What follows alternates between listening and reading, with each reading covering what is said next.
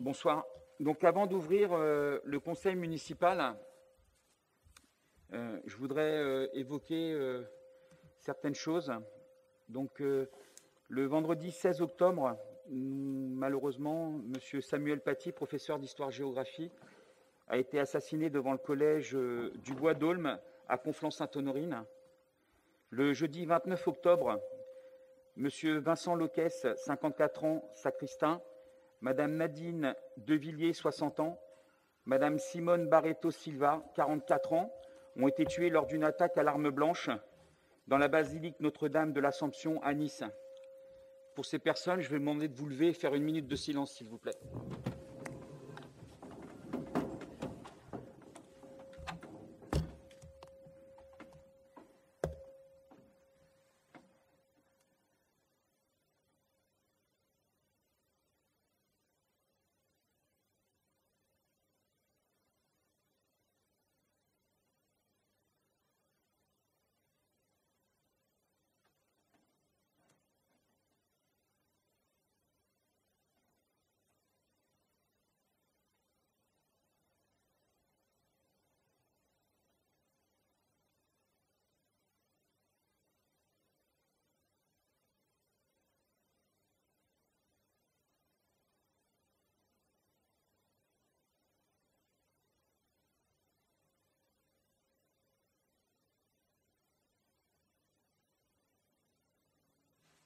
Merci.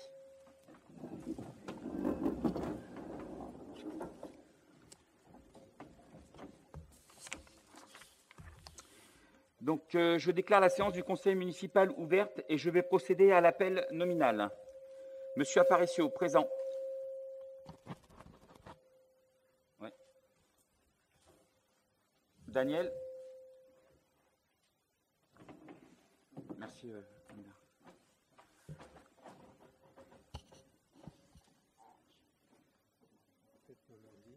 Je sais pas.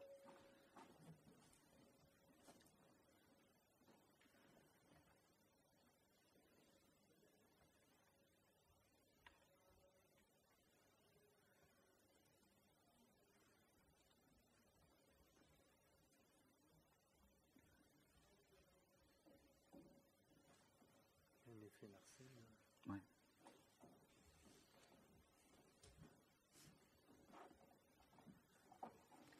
Donc, on va réessayer. Ça a l'air d'être bon. Donc, Aparicio Jean-Michel, présent. Madame Merlem, absente. Pouvoir à Monsieur Rébérol. Monsieur Rébérol. Présent. Madame Mortagne, absente. Pouvoir à Madame Duménil. Monsieur Guerzou. Présent. Madame Duménil. Présent. Monsieur Moreau. Présent. Madame Daoudi. Présent. Monsieur Pic. Présent. Madame Benaïda, pouvoir à Monsieur Zérizer. Madame Nézard, elle aura un petit peu de retard, elle va arriver. Monsieur Suarez. Présent. Madame Serrail. Monsieur Zérizer. Madame Doison, pouvoir à Monsieur Aparicio. Monsieur David. Présent. Monsieur Jean-Luc Génie. Madame Marie Camus-Philimon.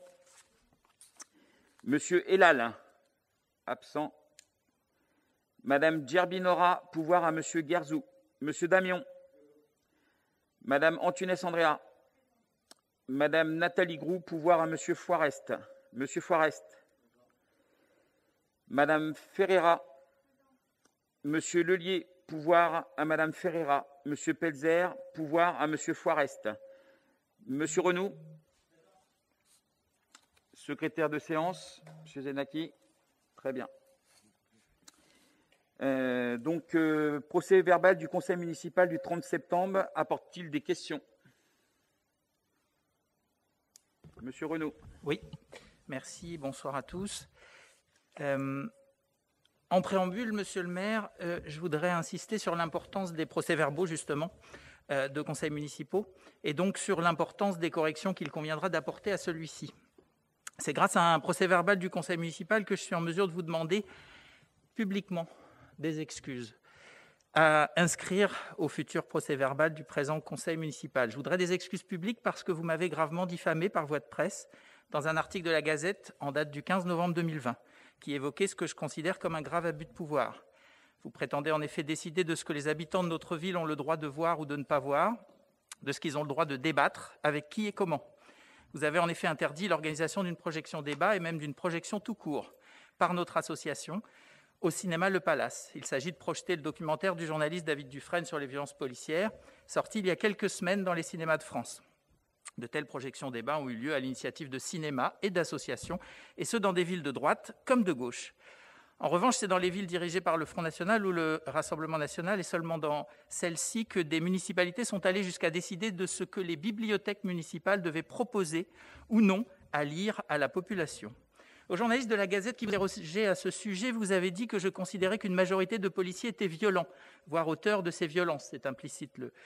Je cite ici le passage concerné. Pour l'édile, le racisme et les violences existent bien au sein de la police, mais ouvrez les guillemets, c'est le fait d'une minorité, contrairement à ce que croit M. Renoux. J'ai dit exactement le contraire, s'agissant des violences. Je ne me suis pas exprimé sur le racisme dans la police, et cela est même acté dans le procès-verbal du conseil municipal du 10 juillet, en toutes lettres, en page 26. Je cite, M. Renoux précise qu'il est également contre l'amalgame fait autour de la violence policière et explique que cela concerne une minorité de policiers.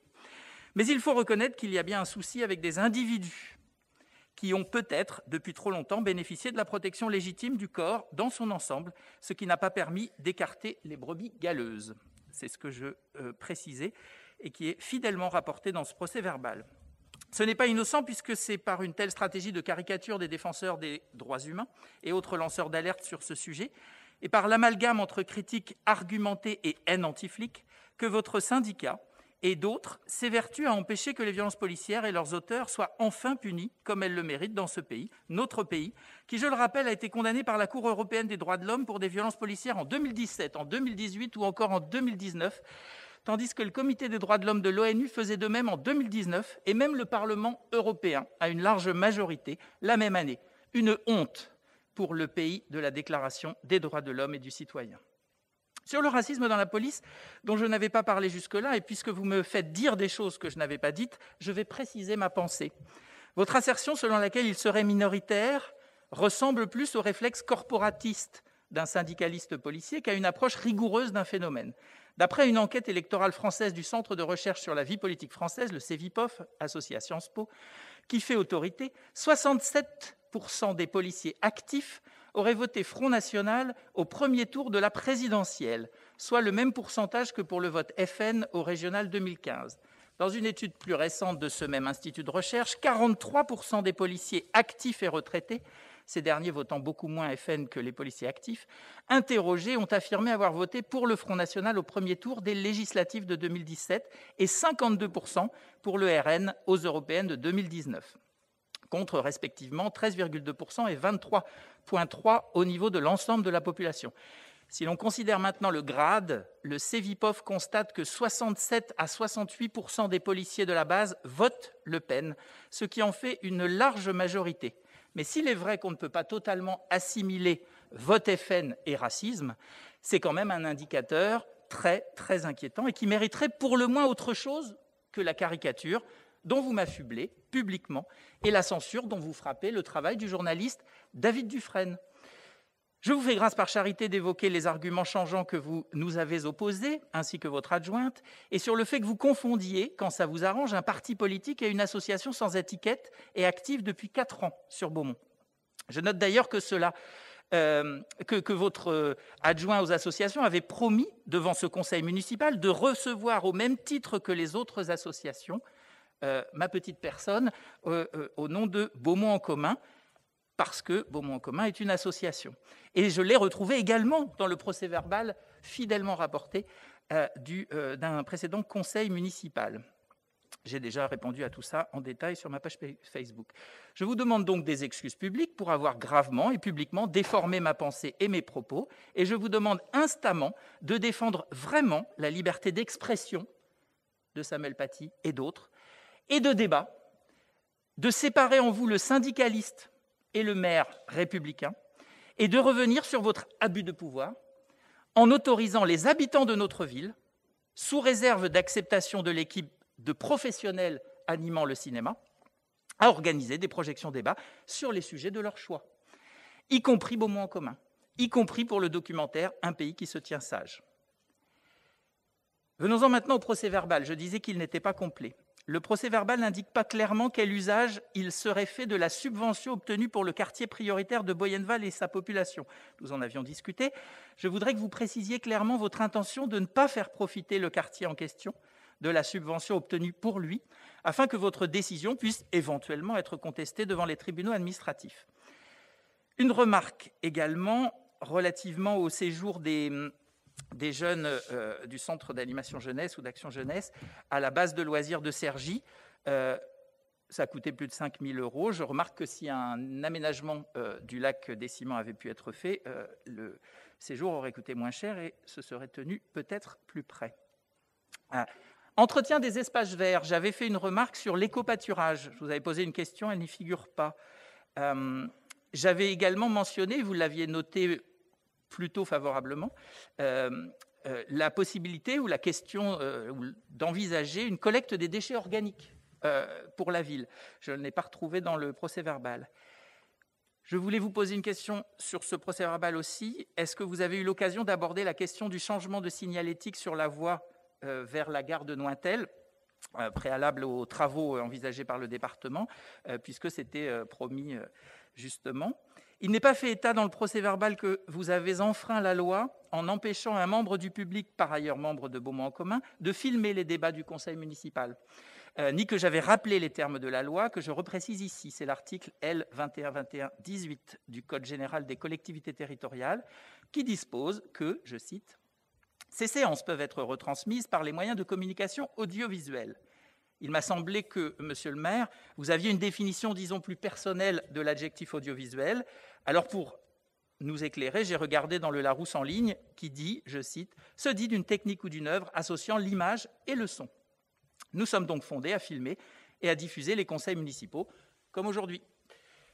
Le procès-verbal ne mentionne pas du tout l'échange que j'ai eu avec votre adjointe, Madame Mortagne, au sujet de l'installation de structures ludiques, stimulantes, intellectuellement et pour la psychomotricité, dans les cours des écoles de Beaumont, qui en seraient dépourvues ou dotées à minima, et notamment de la Fontaine-Bleue, mais c'est aussi le cas de la cour élémentaire de Janzé, de la cour de Louis-Roussel, et aussi de la cour de maternelle de Janzé, où une structure n'a pas été réparée depuis des mois. Et c'est dommage parce que je crois que Mme Mortagne avait exprimé une opinion intéressante pour les parents beaumontois, à savoir que les structures en question étaient finalement, en tout cas c'est ce que j'ai compris, et peut-être que la retranscription écrite aurait permis de préciser les choses, superflues. Je voudrais que cet échange soit restitué et qu'il me soit communiqué sous la forme du fichier audio pour vérification.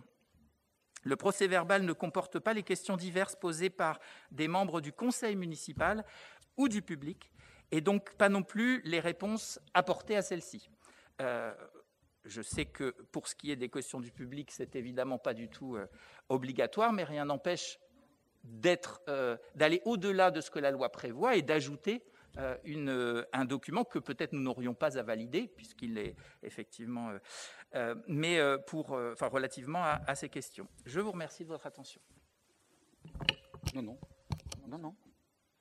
Merci, M. Renou, c'est bien enregistré. On va passer au vote, s'il vous plaît. Donc voilà. Alors, qui est contre? Abstention? Contre, M. Renou? Abstention? Pour le reste? Ok, merci. Nous allons continuer. Alors, sur les décisions, est-ce qu'il y a des remarques particulières, s'il vous plaît? Allez-y, monsieur. Alors moi, j'ai des remarques sur les décisions. Donc, si vous prenez la 114, 115, 121, 132, qui est la signature de convention d'apprentissage, j'ai quelques questions, alors je vais vous les soumettre. La première question, ces offres ont-elles fait l'objet d'une publicité? Normalement, il doit y avoir une publication sur le site interne de la ville, sous Pôle emploi ou mission locale. Ces offres d'emploi en apprentissage ont été rendues accessibles à tous les Beaumontois. Y a-t-il des enfants de Beaumontois ou de personnels municipaux parmi les 4 apprentis? Et la dernière question, j'ai du mal à respirer. La cohérence des spécialités et formations avec le secteur ou service d'accueil ne nous semble pas établie. J'ai un exemple. Par contre, on fait un accueil d'un apprenti en technique de commercialisation au sein du service finance. On cherche les liens entre la vente et les techniques de commercialisation et la comptabilité publique. Voilà mes questions sur ce sujet. Merci, M. Forest. Patrick, tu peux répondre? Oui, non non? Bon, je vais vous répondre alors, pour savoir si ça a été mis Oui. sur le... Par contre, je vais demander... Voilà. Si ça a été mis en ligne, oui, effectivement, ça a été mis en ligne. On a respecté la procédure. On a demandé à notre chef RH de nous faire respecter la procédure, donc ce qu'il a fait. Donc ça a été fait. Est-ce qu'il y a des membres des enfants d'agents? Oui, tout à fait. Il y en a un ou deux, si je ne me trompe pas. Oui, il y en a deux. Il y en a deux qui ont été pris, c'est ça? Voilà. 2 enfants d'agents qui ont été pris. Il y a un Beaumontois aussi en plus. Voilà. Donc les règles de recrutement ont été respectées, tout a été respecté, comme le prévoit la loi. Et donc, alors je ne sais pas pourquoi votre question sur les enfants d'agents ou pas, mais oui, il y en a 2. Pour les offres d'emploi, parce que nous, on n'a pas vu de publicité, c'est pour ça on s'est posé la question, où on peut avoir accès à la publicité sur le site de la ville. Il devrait y avoir une publicité. Moi, je ne l'ai pas vue. Alors, je ne sais pas comment vous avez retransmis cette publicité. Ça, je ne la connais pas. Je ne l'ai pas vue. Et puis après, ces offres d'emploi, oui, je demandais si c'était accessible à tous les Beaumontois, parce qu'a priori, vous me dites oui, mais sauf que n'ayant pas eu de publicité, ça doit être compliqué pour que tous les Beaumontois sachent s'ils ont un droit d'apprentissage. Et après, ce que je me suis aperçu, c'est que ce sont des agents municipaux, mais ce ne sont pas des Beaumontois. Donc la commune participe et paye à de l'apprentissage à des enfants il n'y a aucun enfant Beaumontois, pratiquement. Donc on paye pour des enfants qui ne sont pas Beaumontois. Voilà. Je vais juste vous répondre là-dessus. Vous avez payé à l'époque des BAFA, vous avez payé des apprentissages, parce qu'il y a une personne qui a, alors, je crois, fini ingénieur ou presque, et ce n'était pas des Beaumontois non plus. Et je pense que ce n'est pas sur savoir s'ils sont Beaumontois ou pas, c'est surtout de savoir qu'ils ont droit d'être formés, quel que soit l'enfant, et ceux qui ont proposé quelque chose ou qui ont demandé quelque chose ont pu l'obtenir. On n'a pas pu en prendre plus parce que la législation ne nous autorise pas. Donc c'est pour ça qu'on en a pris 5. Donc, si j'ai bien compris, bon, vous revenez toujours en arrière. Hein. Bon, ça, c'est votre problème. Vous m'excuserez, mais bon, il y a un historique. Maintenant, on est. Hein. Donc, il y a un historique. Pardon, je vous ai pas. Je parle à Monsieur le maire, s'il vous plaît. Ah, bah attendez, je ne dis plus rien là.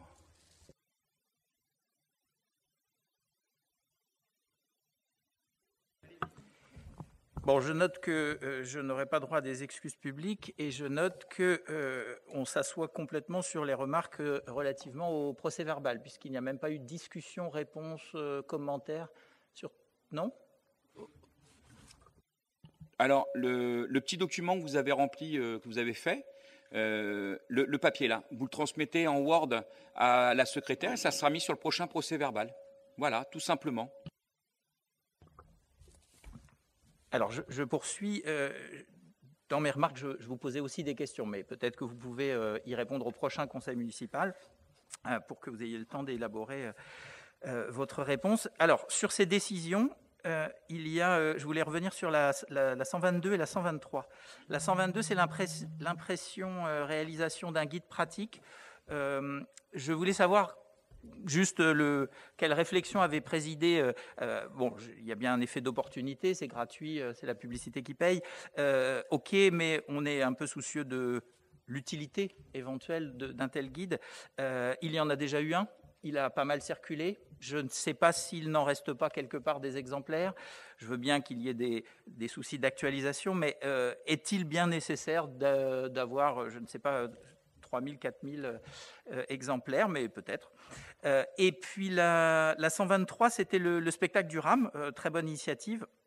Mais je me demandais pourquoi est-ce qu'on ne pourrait pas l'ouvrir éventuellement aux familles qui ne seraient pas liées au RAM, mais qui souhaiteraient emmener, parce que l'offre culturelle pour les 0-3 ans est très modeste, et que si c'est en journée, il y aura de toute façon pas beaucoup plus de monde, donc ça serait logique.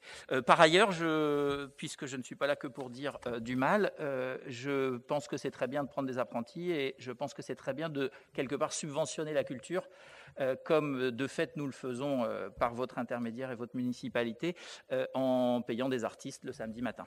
Voilà. Alors, merci pour la fin. Et alors pour le petit livre, on va le ressortir parce qu'il y a des nouveaux commerçants et les commerçants de Beaumont seront mis dessus. Donc aujourd'hui, par rapport à ce qui se passe, il est intéressant d'avoir les commerçants. Alors là, on a fait Click and Collect qui a l'air de fonctionner, qui est attribué, puisque comme ça, je réponds en même temps à des petits mots qu'il y a eu à un moment, qu'on a mis dessus, et c'est tout le monde. Pourquoi pas l'UCHVO? Parce que l'UCHVO, si vous n'êtes pas adhérent, il faut savoir qu'aujourd'hui, plus de la moitié des Beaumontois commerçants ne sont pas adhérents à l'UCHVO. Donc à partir de là, on a préféré le faire nous-mêmes, sans qu'il y ait d'obligation d'adhésion, mais au moins ça profite à tout le monde sans exception. Donc ça, c'est pour le petit livret. Et pour le spectacle, en fin de compte, on a juste un souci, c'est par rapport au nombre de personnes. On aurait pu l'ouvrir à plus de monde, on va même le faire à la salle Léo Lagrange pour qu'il ait lieu, mais on est limité à 60 personnes au total. D'accord? Donc on va le faire ici pour que ça soit bien espacé. Pendant un moment, on pensait même le faire en 2 fois, mais c'est pas possible. Donc du coup, le spectacle aura lieu ici avec un grand espace et maximum 60 personnes. Et vous pensez avoir les 60 personnes sans faire de publicité? D'accord. Avec le RAM, juste avec le RAM, on est à plus de 80. Voilà.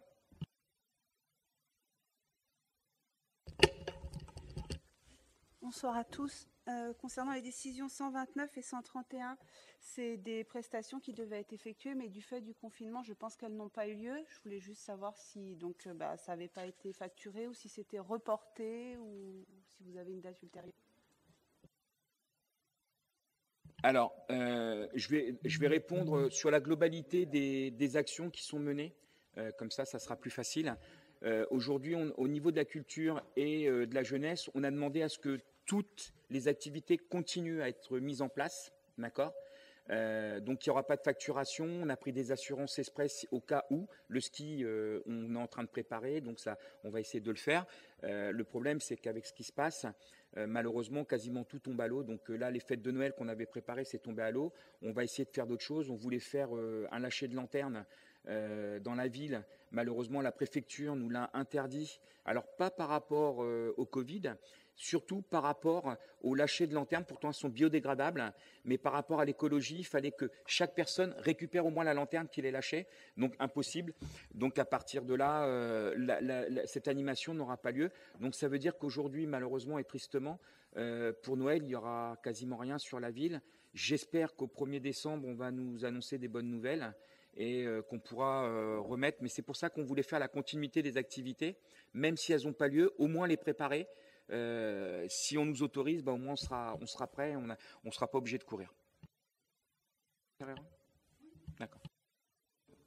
Oui, là-dessus, il y a une petite solution toute bête et c'est presque plus joli encore, c'est de relier ces lanternes à une petite ficelle et de les amarrer au sol, de sorte qu'à un moment, vous avez une voûte étoilée au-dessus de vous. C'est très joli, ça s'est fait ailleurs et à la fin, évidemment, on récupère tout, on éteint. Je note, merci Monsieur Renaud.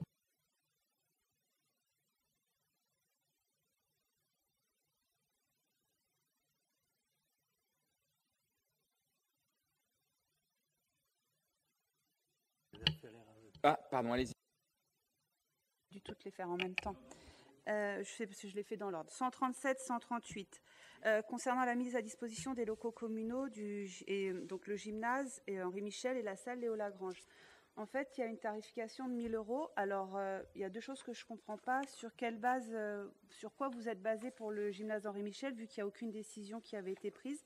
La seule tarification, c'était pour la salle Léo Lagrange. Et si on loue la rotonde, c'est 400 €. Donc, on peut considérer que le gymnase, c'était 600 €. Mais sur quelle base, sur quoi vous êtes basé? Il n'y a pas de décision. Merci. Alors, en fin de compte, sur les décisions qui ont été prises à l'époque de la location ou délibération sur la location des salles, on a estimé, puisqu'à un moment, il y a dans un des passages, il y a les salles, c'est pas précisé laquelle, c'est marqué les salles, Et donc, on a mis ce prix-là, on a vu avec la DGS, donc on a vu avec Mme Ricoire par rapport au légal. Et après, c'est du matériel. En fin de compte, il y a de la location de matériel qui a été rajoutée.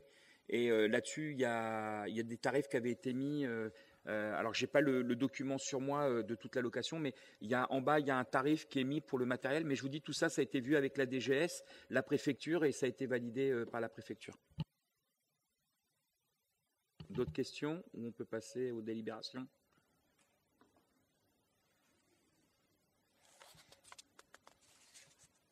C'est bon? Merci. On va passer aux délibérations. Donc, rapport annuel du prix et de la qualité du service public SIEG. Monsieur Pic. Bien, comme dit, donc, il s'agit d'un rapport annuel sur la qualité de l'eau. En ce qui concerne l'année 2020, c'est la qualité de l'eau 2019, bien sûr, qui a présenté pour Beaumont, Persan-Beaumont, on pourrait dire, et Berne, le SIEG, une excellente qualité bactériologique, conforme aux limites de qualité réglementaires fixées pour les paramètres physico-chimiques, nitrates, fluor et pesticides. Ceux qui veulent avoir les résultats dans leur intégralité peuvent aller sur le site www.eaupotable.santé.gouv.fr et vous avez tous les résultats. Tout est indiqué, il n'y a pas de problème. Je ne vous ferai pas l'injure de vous lire, vous avez tous lu le rapport. Ce qu'il faut retenir, c'est que donc, la qualité est bonne, qu'il y a des travaux qui sont prévus en 2021, un très important travaux, 1,3 million pour un nouveau forage. Il faudra même en ajouter un deuxième quasiment dans la foulée, ce qui fait quand même beaucoup. Donc, il n'y a quasiment pas de travaux qui étaient prévus en 2020. Toutefois, ce qu'il faut dire, si la qualité de l'eau est bonne, vous allez tous me dire, et vous aurez raison, elle est potable et tout, mais elle est calcaire. Ça, malheureusement, c'est l'eau qui est calcaire sur Beaumont. Alors, il y a une solution que le SIEG étudie à l'heure actuelle, c'est une usine de décarbonatation. Mais grosso modo, pour le SIEG de Persan-Beaumont et Berne, ça coûterait la bagatelle de minimum de 4 millions d'euros. Donc, on travaille dessus. On ne dit pas qu'on ne le fera pas, mais ça ne va pas se faire demain. Puisqu'il y a déjà le forage qui donne des signes de faiblesse, il faut en refaire un. Il faudra en refaire un deuxième tout de suite après, quasiment. Ça fait donc 2,6 millions plus 4 millions. Comme il n'est pas question de augmenter le prix de l'eau, on est un petit peu coincé. Voilà, c'est les choses importantes à vous dire. Oui, s'il y a des questions, voilà, vous avez tous lu le rapport. On est à votre disposition, bien sûr. Merci, Monsieur Pic. Est-ce qu'il y a des questions? Oui. Je vous écoute, Monsieur Farret. Donc, j'ai bien lu le rapport.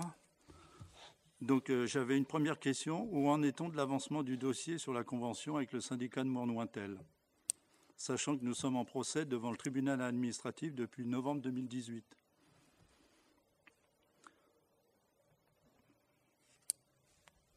J'ai d'autres questions, mais celle-là, elle est importante. J'attends. Alors, je vais vous répondre. Elle est toute simple, la réponse, puisque aujourd'hui, donc, le procès est toujours en cours. On attend. On a quand même regardé pourquoi on se battait, puisque du coup, j'ai rencontré Monsieur Bouchez. Donc, c'est une question de centimes au niveau de l'accord. Alors, je vous l'accorde par mètre cube, mais c'est une question de centimes au niveau de l'accord. Et il faut savoir une chose que vous n'êtes pas sans ignorer, Monsieur Forest, c'est qu'aujourd'hui, en tant que SIEG, qui sommes dans la communauté de communes, donc les 3 communes appartiennent à la communauté de communes, nous pouvons perdre notre SIEG et qu'il soit géré par la communauté de communes. Sauf, il y a une exception, sauf si on a une commune extérieure. Donc, à un moment, on va être obligé de se rapprocher de la commune de Mours, Presles et je cherche la Nointel, qui ont leur propre syndicat. Et en se mettant avec eux, on n'aurait plus l'obligation de donner nos intérêts à la communauté de communes, mais de les garder. Sauf qu'au lieu d'avoir 3 communes, on aurait 6 communes. Donc on est en train de réfléchir là-dessus. Et en fin de compte, l'argent de chez eux viendrait chez nous. Et sens inverse aussi, bien sûr. Donc on est en train de réfléchir comment faire. Soit on décide de faire le procès, de continuer le procès sans trouver d'arrangement. Et au bout d'un moment, on perdra le SIEG puisqu'il sera pris par la CCHVO, parce que je pense que M. Bouchez ne voudra pas se rassembler avec nous. Soit on trouve un accord entre nous deux et on arrive à rassembler les deux syndicats. Et à partir de là, on sera tranquille et on pourra garder notre syndicat avec un autre, mais on pourra le garder et il ne sera pas sous la contrainte de la CCHVO. Au niveau de regroupement de syndicats, donc pour l'instant le PCI ne peut pas la prendre puisque ça a été voté, donc le SIEG est toujours indépendant, ça a été voté, je peux vous le confirmer, ça a été voté et c'est reconductible jusqu'en 2026. Vous me dites non, mais j'en suis certain.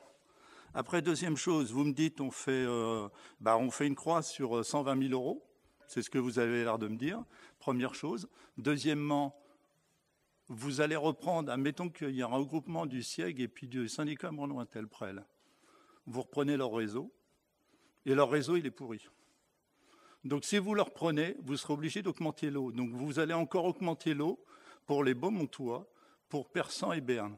Et je trouve inadmissible que l'on ne fasse pas payer donc, le syndicat de Mornointel-Prel depuis des années et des années, alors qu'ils nous doivent une fortune. Et puis là, j'ai l'impression que vous dites je négocie avec M.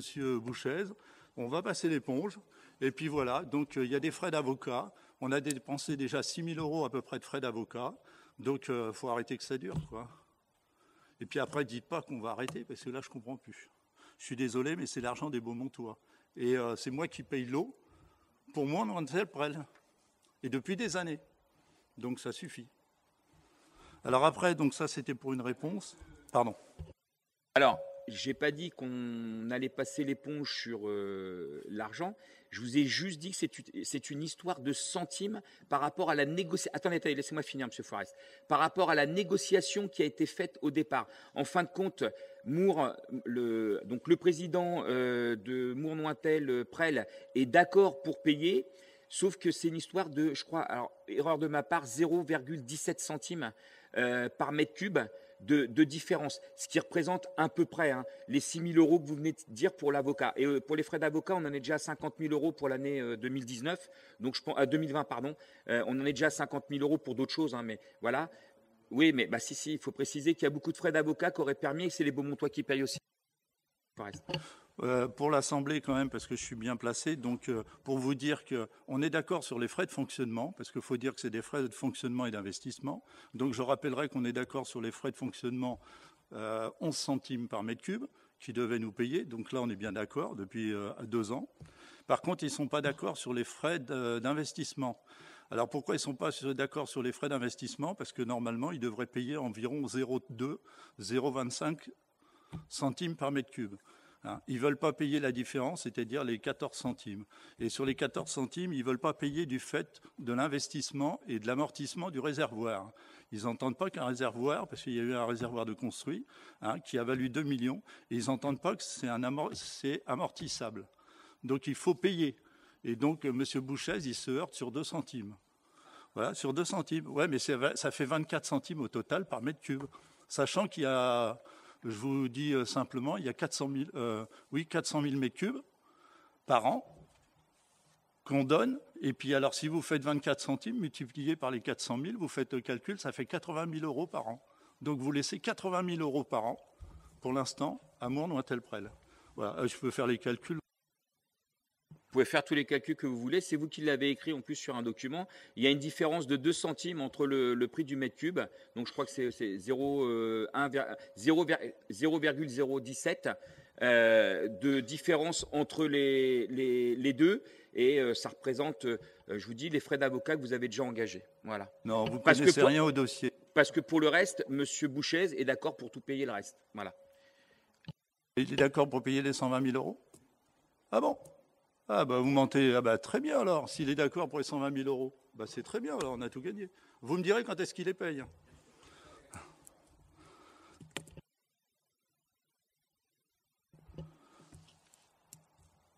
Donc je reviens sur le montant. Je n'ai pas vu dans le rapport, comme par enchantement, alors maintenant je commence à comprendre, je n'ai pas vu dans le rapport l'historique des montants que les syndicats le syndicat de Mornointel-Prel devait nous devoir.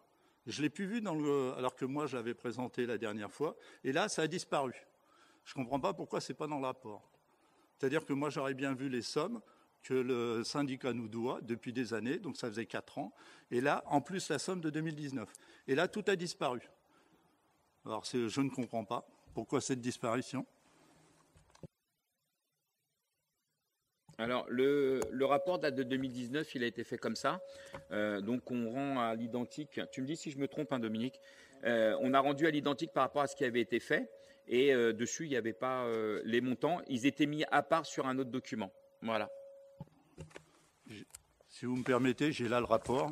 Et je peux vous dire que les montants étaient dessus. Le montant était dessus, j'ai le rapport. Puisque c'est moi qui l'avais écrit. Donc, vous racontez. On va arrêter le débat sur les montants, c'est plus la peine. Par contre, j'ai une chose intéressante, et j'avais une question. Il était envisagé pour le réservoir construit en 2018, là je parle du réservoir, de faire une fresque par les écoles de Beaumont et Persan.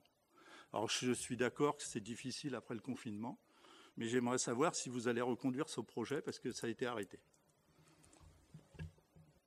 Je vous réponds, oui, la fresque est prévue pour éviter ou essayer de trouver un côté nature, puisqu'il est en plein milieu de la forêt.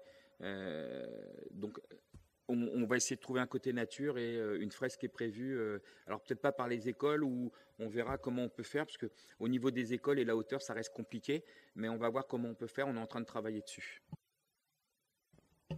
On s'était engagé avec les écoles de Persan et de Beaumont. On avait trouvé la solution, puisque n'importe comment, on ne peut pas travailler à une certaine hauteur. Et puis des enfants, ce sont même des ados, ils ne peuvent pas travailler à une certaine hauteur. Donc ça avait été résolu, si je puis me permettre.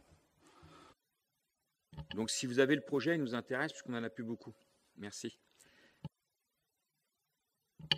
Je vous en prie, M. Renaud.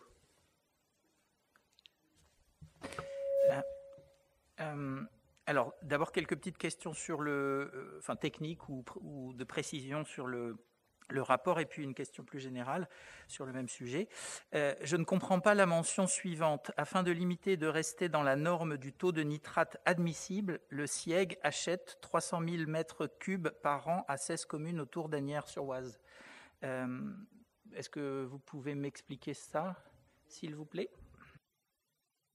Oui, c'est tout simple, M. Renaud. C'est qu'en fin de compte, notre eau, actuellement, n'est pas, comme dans l'état où elle est, n'est pas potable. Donc, on est obligé d'acheter de l'autre côté pour faire un mélange d'eau et pouvoir distribuer aux gens donc Beaumont, Berne et Persan. Voilà, pour qu'ils puissent boire de l'eau dans de bonnes conditions. Alors, c'est ce que j'avais compris, donc merci de le confirmer.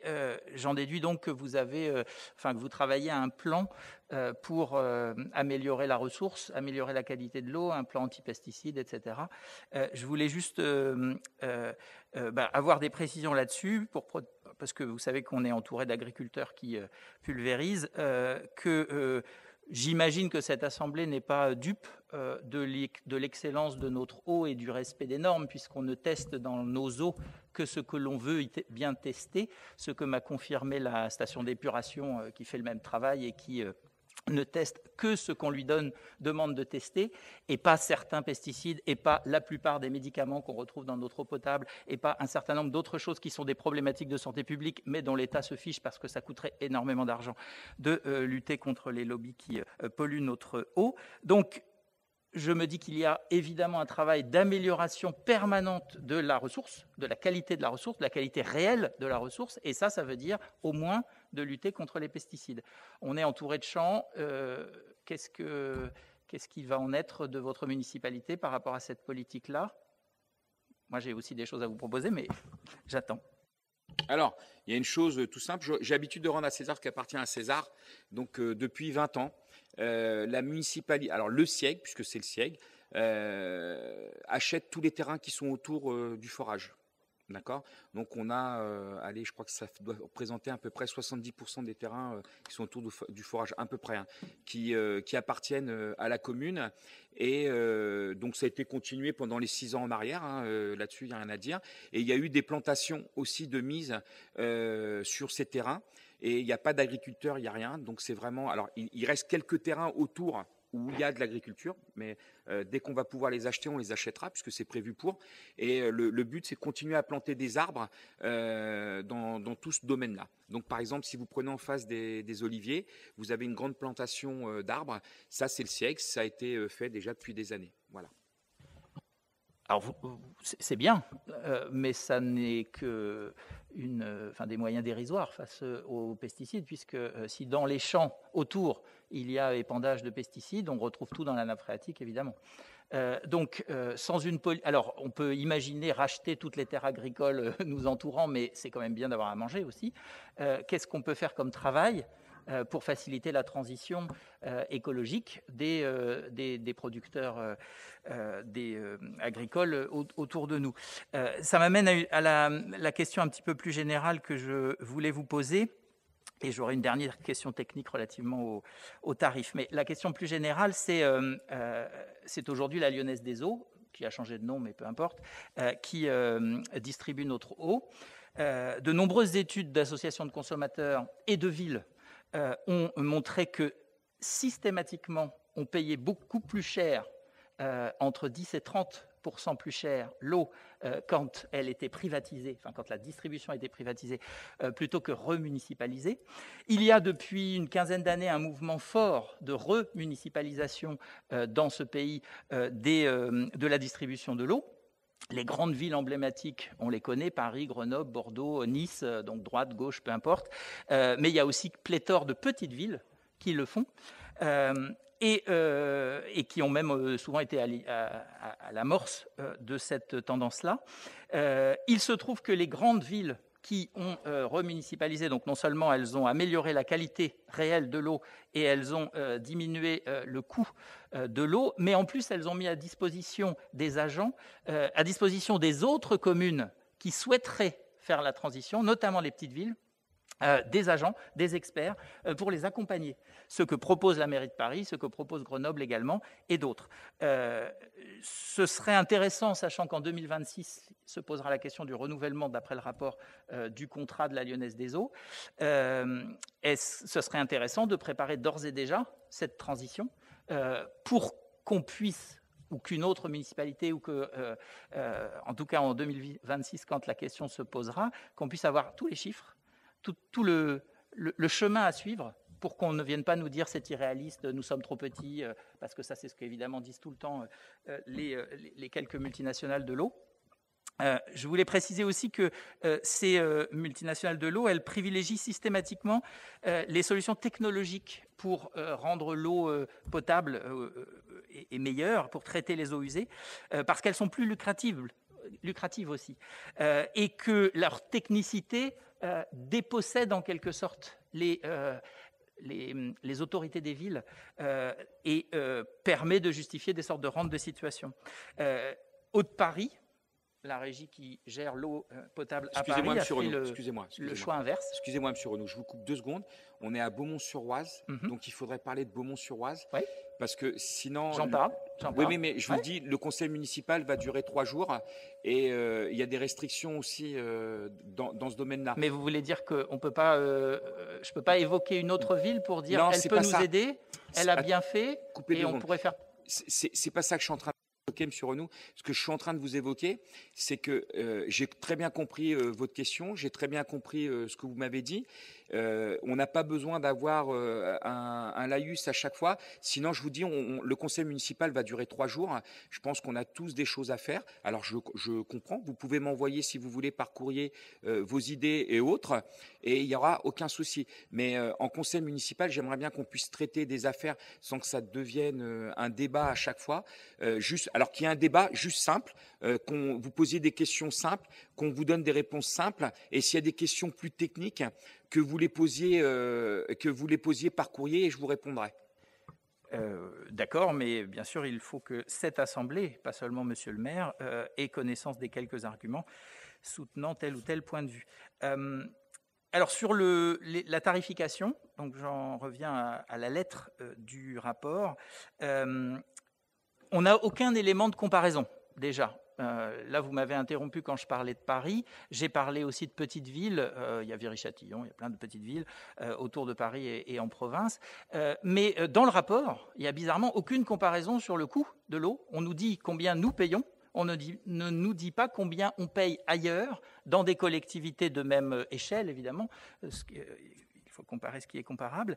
Et ça ne nous permet évidemment pas de faire un choix éclairé sur la question. C'était un peu le même problème pour les tarifications cantines et autres, puisque voilà, on nous donne un chiffre. Alors il a l'air bas, évidemment, 2 €, c'est pas grand-chose quand c'est qu'1 litre, mais qu'est-ce que ça veut dire? Est-ce que ça pourrait être mieux? Probablement. Et je voulais savoir aussi, parce que là aussi le rapport ne le dit pas, et c'est un domaine très important, est-ce que le tarif se fait dégressif à mesure que la consommation augmente? C'est en général le cas quand ce sont des firmes multinationales qui traitent l'eau, et c'est un désastre écologique et économique, puisque c'est une prime au gaspillage de la ressource. Et c'est en général les gros agriculteurs qui plantent les mauvaises céréales au mauvais endroit, qui consomment énormément d'eau, mais aussi les gens qui ont des piscines, bien sûr. Et donc ça, je voudrais aussi que cela nous soit donné comme information.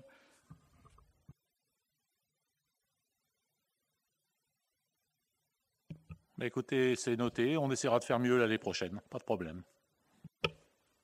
On peut peut-être avoir cette information avant l'année prochaine? On essaiera. D'accord, les promesses n'engagent que ceux qui les croient. Vous aurez votre réponse. Le problème, c'est qu'il y a aujourd'hui sur le tarif de l'eau, on a un tarif fixe qui ne change pas, il ne bouge pas. Et d'après ce que je sais, hein, après, j'ai pas. Moi, vous n'avez pas lu le rapport? Parce que dans le rapport, il y a un abonnement qui est fixe et il y a un variable. Non, il y a un abonnement fixe pour les Beaumontois. Après, pour les agriculteurs, on voit avec Suez. Donc, c'est Suez qui est ici. Pour l'instant, on est en train de voir, puisque, sauf erreur de marre, Veolia voudrait racheter, puisqu'il a déjà racheté à côté, et veut racheter ici. Donc, on verra ce que ça va donner. Donc, pour l'instant, il y a un taux variable pour certaines personnes. Alors, j'ai lu le rapport, puisque vous me posez la question. J'ai lu le rapport. J'ai pas tous les chiffres. Moi, j'ai retenu surtout le chiffre de chez nous, c'est qu'on payait trop cher par rapport aux autres communes, et que ça, il va falloir le voir. Et c'est ce qui nous intéresse. Et après, pour le reste, on est en train de travailler avec Suez pour voir sur les tarifs. Voilà. Je peux me permettre d'intervenir. Pour votre information, sur le plateau d'Utel, donc en haut, donc, le prix de l'eau est environ pratiquement de 6 € le mètre cube, de toutes les communes sur le plateau d'Utel. C'est la réponse que l'on a. N'importe comment, vous pouvez aller sur Internet et regarder, hein, vous avez le prix de l'eau. Après, je reviens sur le taux de nitrate, parce qu'on dit qu'on fait des plantations, mais simplement, techniquement, ce que vous avez pu voir dans le rapport, c'est qu'on utilisait de l'eau venant du CICAO. Donc le CICAO nous faisait un apport d'eau pour diminuer le taux de nitrate. Donc il y avait une dilution.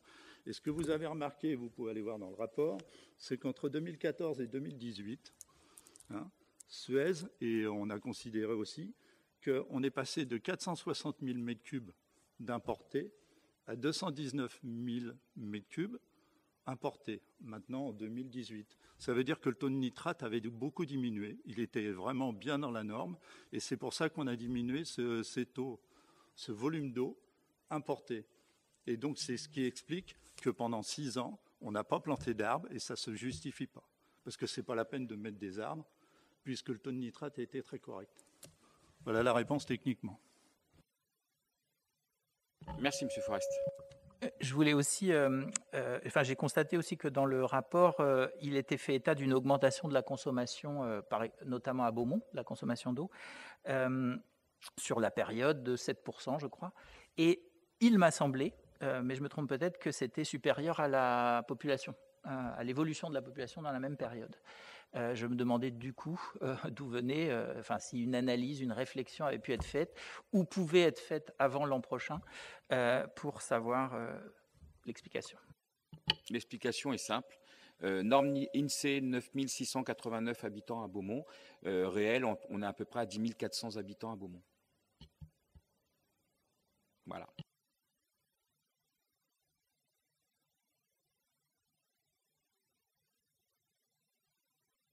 C'est juste pour information, il n'y a pas de vote sur le SIEG.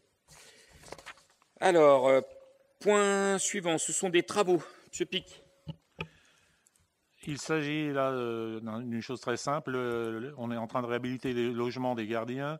Et celui-là, c'est le gardien du gymnase Henri Michel, qui est complètement, je vais employer le mot, mais qui est complètement pourri, notamment les fenêtres. Donc il faut les changer. Il faut une déclaration préalable. Donc il faut autoriser monsieur le maire à déposer un permis pour changer les fenêtres.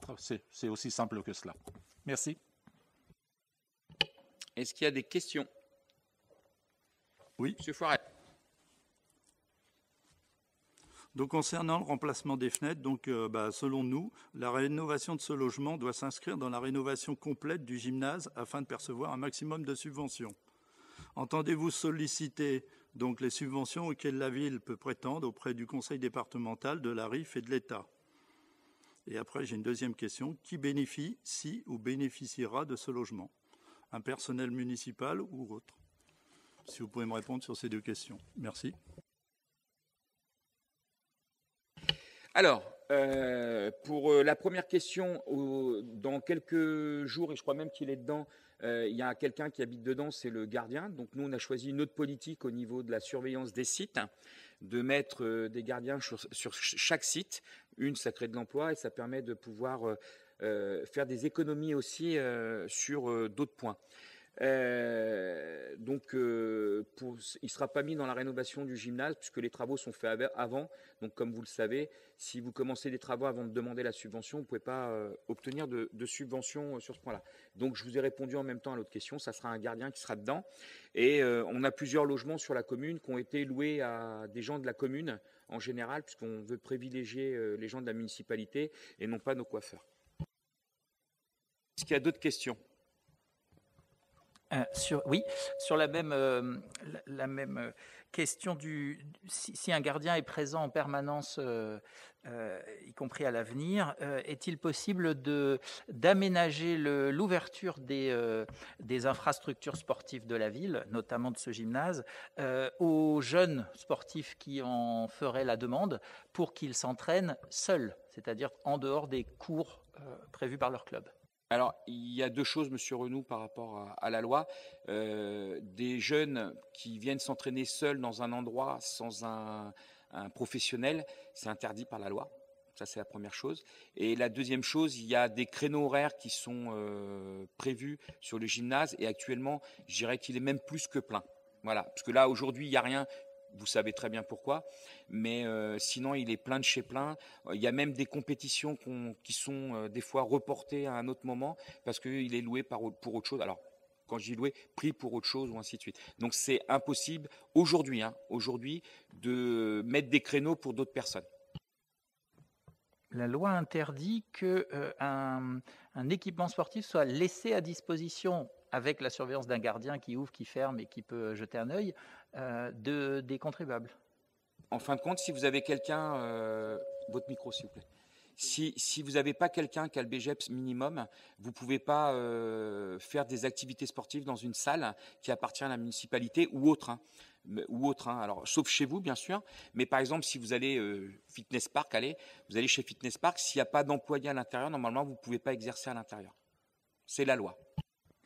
D'accord, merci. Je profite de cette parenthèse sur le gymnase pour demander, parce que je suis en permanence agacé par le fait que ces fameux lampadaires restent allumés toute la nuit, toujours. Je suppose qu'il y a une raison qui vous a empêché jusque-là d'agir là-dessus. Est-ce que vous pouvez nous la partager ? Parce que ça doit coûter bonbon. Il y a un réseau, il y a un problème sur le réseau, puisqu'on a d'autres endroits. Alors là, vous avez vu les lampadaires allumés. On a aussi des lampadaires intermittents. On a différentes choses on a des rues qui ne sont pas du tout éclairées. Donc actuellement, on est en train de travailler dessus, mais c'est tout le réseau électrique à ce niveau-là qui a un souci.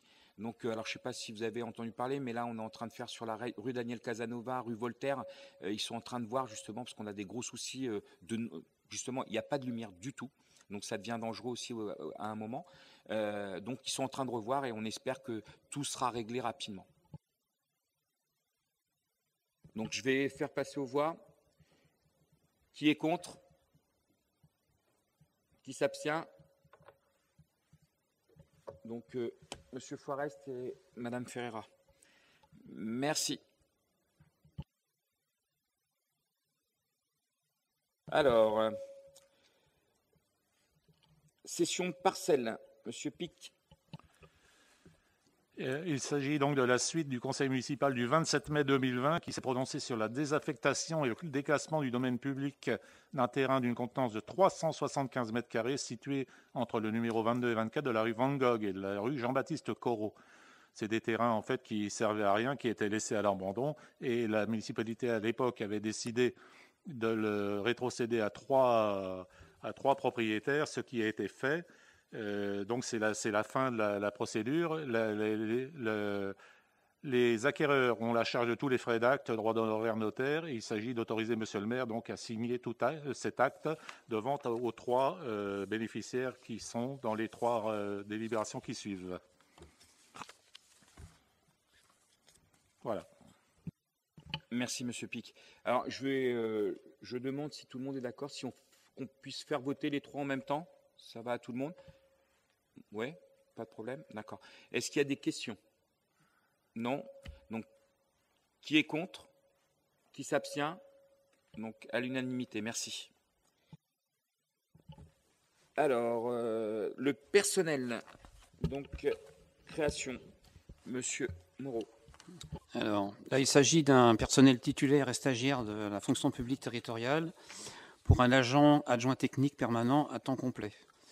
Donc, depuis la loi Sauvadet du 12 mars 2012, les collectivités territoriales se doivent de faciliter l'accès à l'emploi titulaire et d'améliorer les conditions d'emploi des agents contractuels.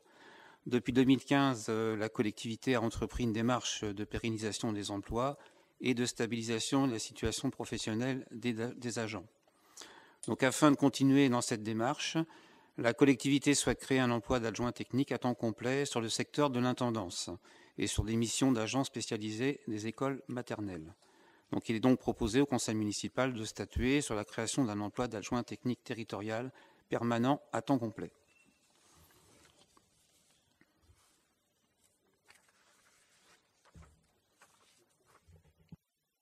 Merci Monsieur Moreau. Est-ce qu'il y a des questions? Non. Passe au vote. Qui est contre? Qui s'abstient? Merci. Unanimité. Création d'emploi numéro 9. Monsieur Moreau.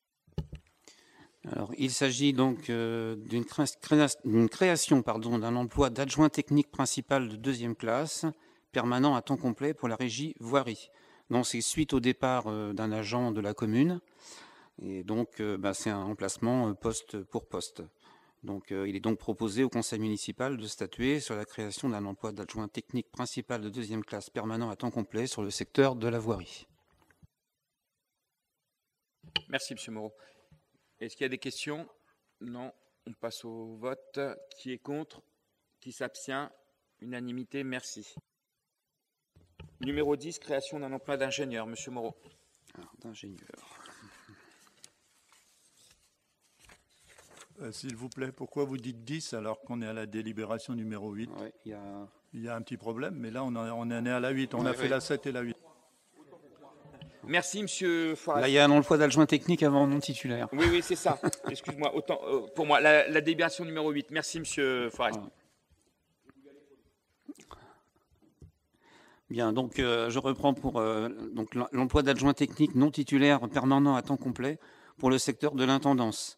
Donc c'est suite à la situation d'arrêt de travail et de reprise à mi-temps thérapeutique. Donc il convient de renforcer le service de restauration scolaire sur l'école Jean Zay et notamment de permettre le recrutement de la responsable du restaurant scolaire. Donc voilà. Donc il y a un agent qui a été recruté et donc il est proposé au conseil municipal de statuer sur la création d'un emploi d'adjoint technique territorial non titulaire permanent pour le secteur de l'intendance. Merci, Monsieur Moreau. Est-ce qu'il y a des questions? On passe au vote. Qui est contre? Qui s'abstient? Unanimité, merci. Donc, numéro 9 cette fois, recrutement d'adjoints techniques. Alors là, c'est pour des personnels contractuels. Donc, recrutement de 2 adjoints techniques non titulaires, non permanents, horaires, pour le secteur de l'intendance. Donc voilà, donc la présente délibération porte donc sur la création d'emplois conformément à la loi du 26 janvier 84 pour le secteur de l'intendance. Donc il est donc proposé au conseil municipal de statuer sur la création de 2 emplois d'adjoints techniques territoriaux sur des emplois de non titulaires, non permanents horaires pour le secteur de l'intendance. Merci. Est-ce qu'il y a des questions? Mme Ferreira. Alors, est-ce que vous pouvez nous préciser les besoins qui justifient ces recrutements? Parce que, en fait, et sur quel bâtiment c'est concerné? Puisque la ville externalise normalement une grande partie de sa... Alors, moins que ce ne soit pas pour du ménage, hein, externalise des prestations de ménage. Donc, on aimerait savoir, en fait, c'est pour quel site et pourquoi dans le service intendance, s'il vous plaît. En fait, c'est des personnes qui existent déjà dans la collectivité, qui travaillent déjà depuis quelque temps. Et donc, en fait, c'est pour pérenniser leur emploi en tant que non titulaire. Donc, c'est des renouvellements de contrat, si vous voulez. Voilà. Ouais, mais bon, ça, dans la formule administrative, c'est comme ça que l'on le dicte. Merci. Est-ce qu'il y a d'autres questions? Non. Non. Passe au vote. Qui est contre? Qui s'abstient? Merci. À l'unanimité. Donc là, cette fois, on est au 10, création d'emploi d'ingénieur. Ouais, c'est bien ça. Donc, c'est la création d'un emploi d'ingénieur territorial permanent à temps complet sur un poste de directeur, directrice, en l'occurrence, des services techniques. Voilà. Donc, la collectivité a procédé à une commission de recrutement suite à la vacance d'emploi sur le poste de directeur des services techniques. Donc, cet emploi permanent à temps complet est ouvert aux agents de catégorie A sur le grade d'ingénieur territorial et pourra être pourvu par un contractuel. Donc, il est donc proposé au conseil municipal de statuer sur la création d'un emploi d'ingénieur territorial permanent à temps complet. Merci, M. Moreau. Est-ce qu'il y a des questions? Non. Qui est contre? Qui s'abstient? Unanimité. Point numéro 11, le règlement intérieur. Monsieur Rébérol. Bien, donc en application de l'article L21 21-8 du Code général des collectivités territoriales, il est obligatoire pour le conseil municipal qui a été renouvelé d'établir son règlement intérieur dans les 6 mois et de le voter.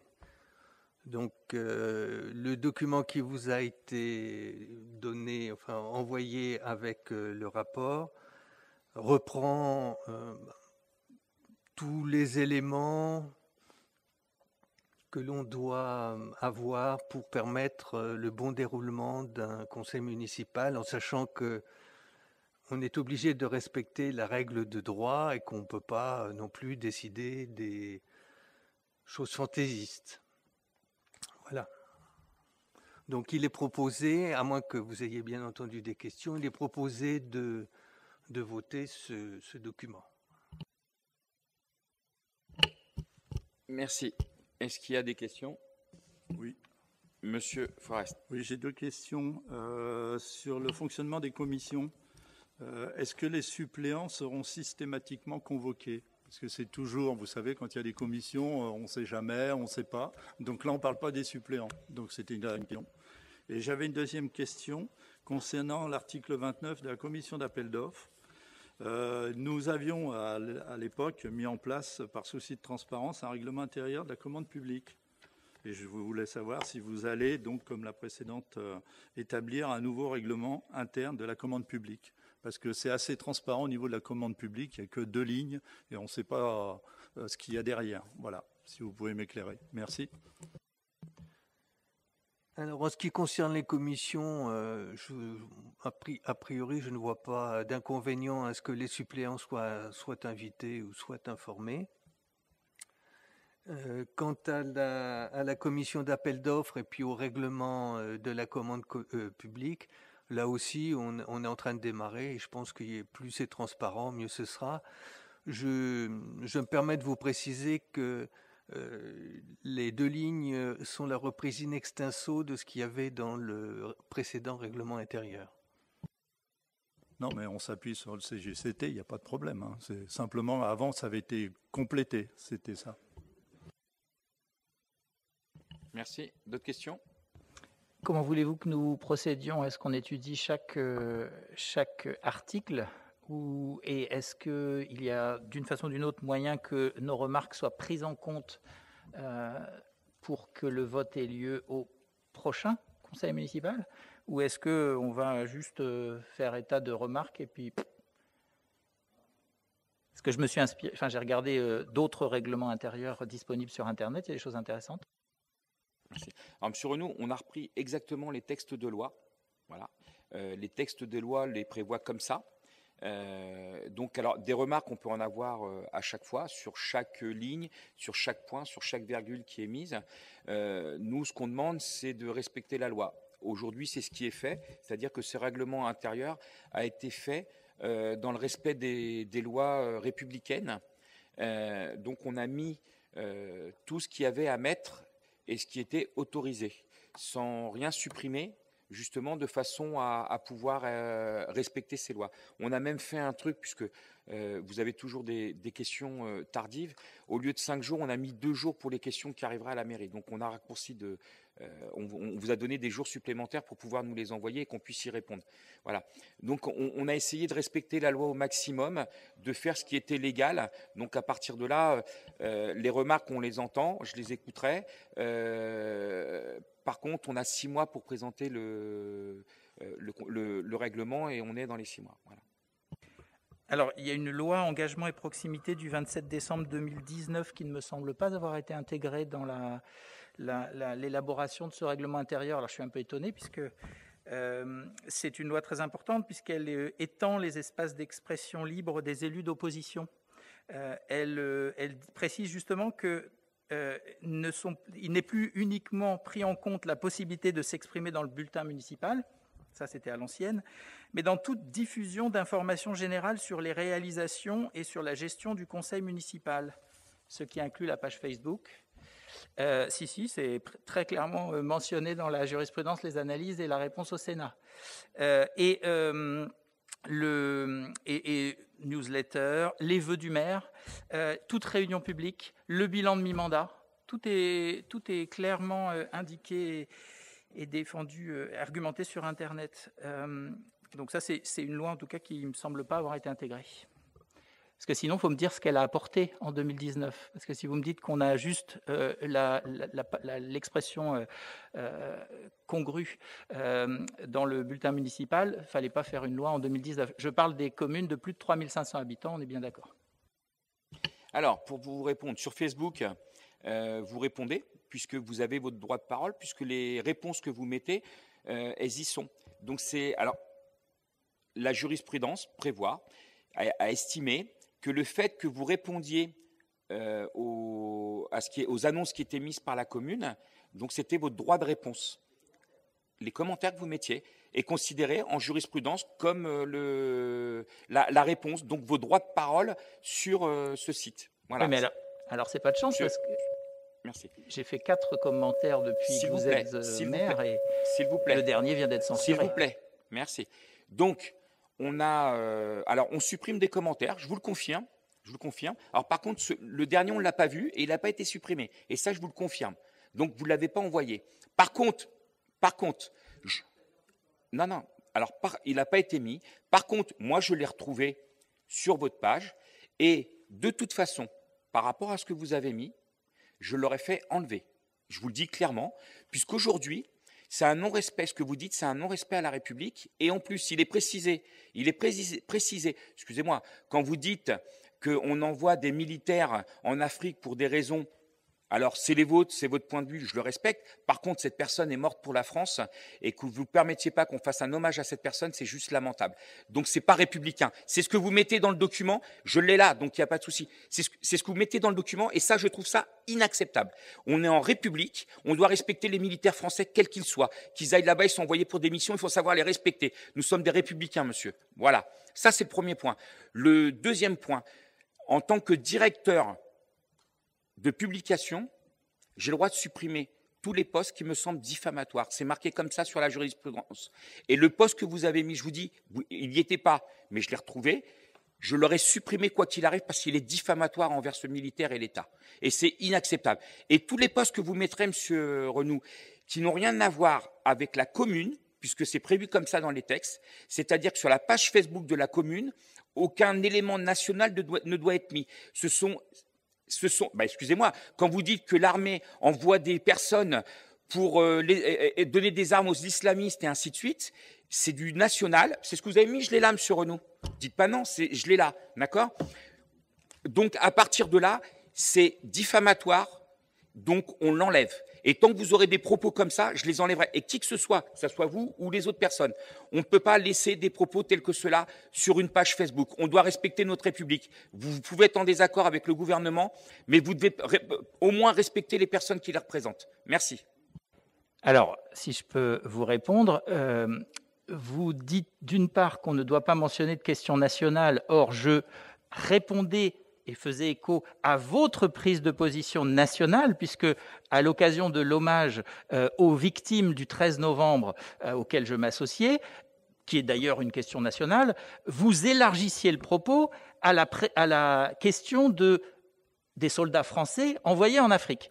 C'est ça qui m'a fait réagir et c'est à ça que j'ai répondu. Et vous le savez très bien.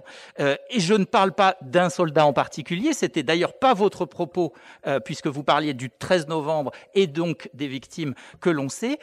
Vous avez juste élargi le propos en disant nos soldats qui combattent le terrorisme, le djihadisme en Afrique. J'ai précisé que je m'associais à ce premier hommage aux victimes du terrorisme, évidemment, mais que les soldats français qui sont en Afrique de l'Ouest ne combattent pas le djihadisme, ils combattent des rebelles qui menacent nos accès aux minerais précieux, qui peut-être, pour certains, c'est assurément d'ailleurs, sont djihadistes, pas tous, les Touaregs ne sont pas djihadistes, mais on les combat aussi, mais par contre, dans le même temps, nous vendons des armes, comme vous le savez, et nous formons les soldats de l'Arabie Saoudite, régime islamiste, qui, lui, finance le terrorisme en Grande-Bretagne. Vous avez tout ça sur Internet. Et donc,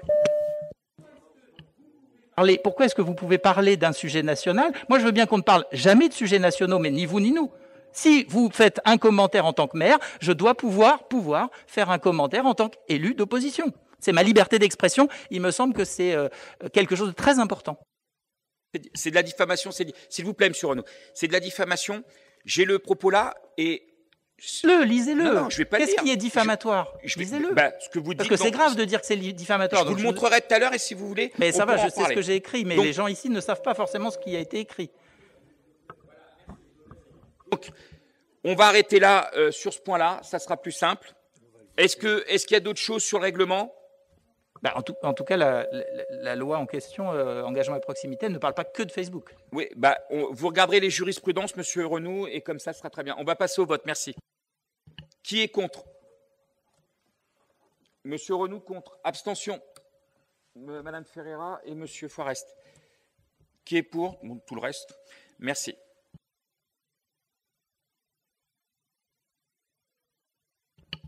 Donc, point numéro 12, taxe d'aménagement.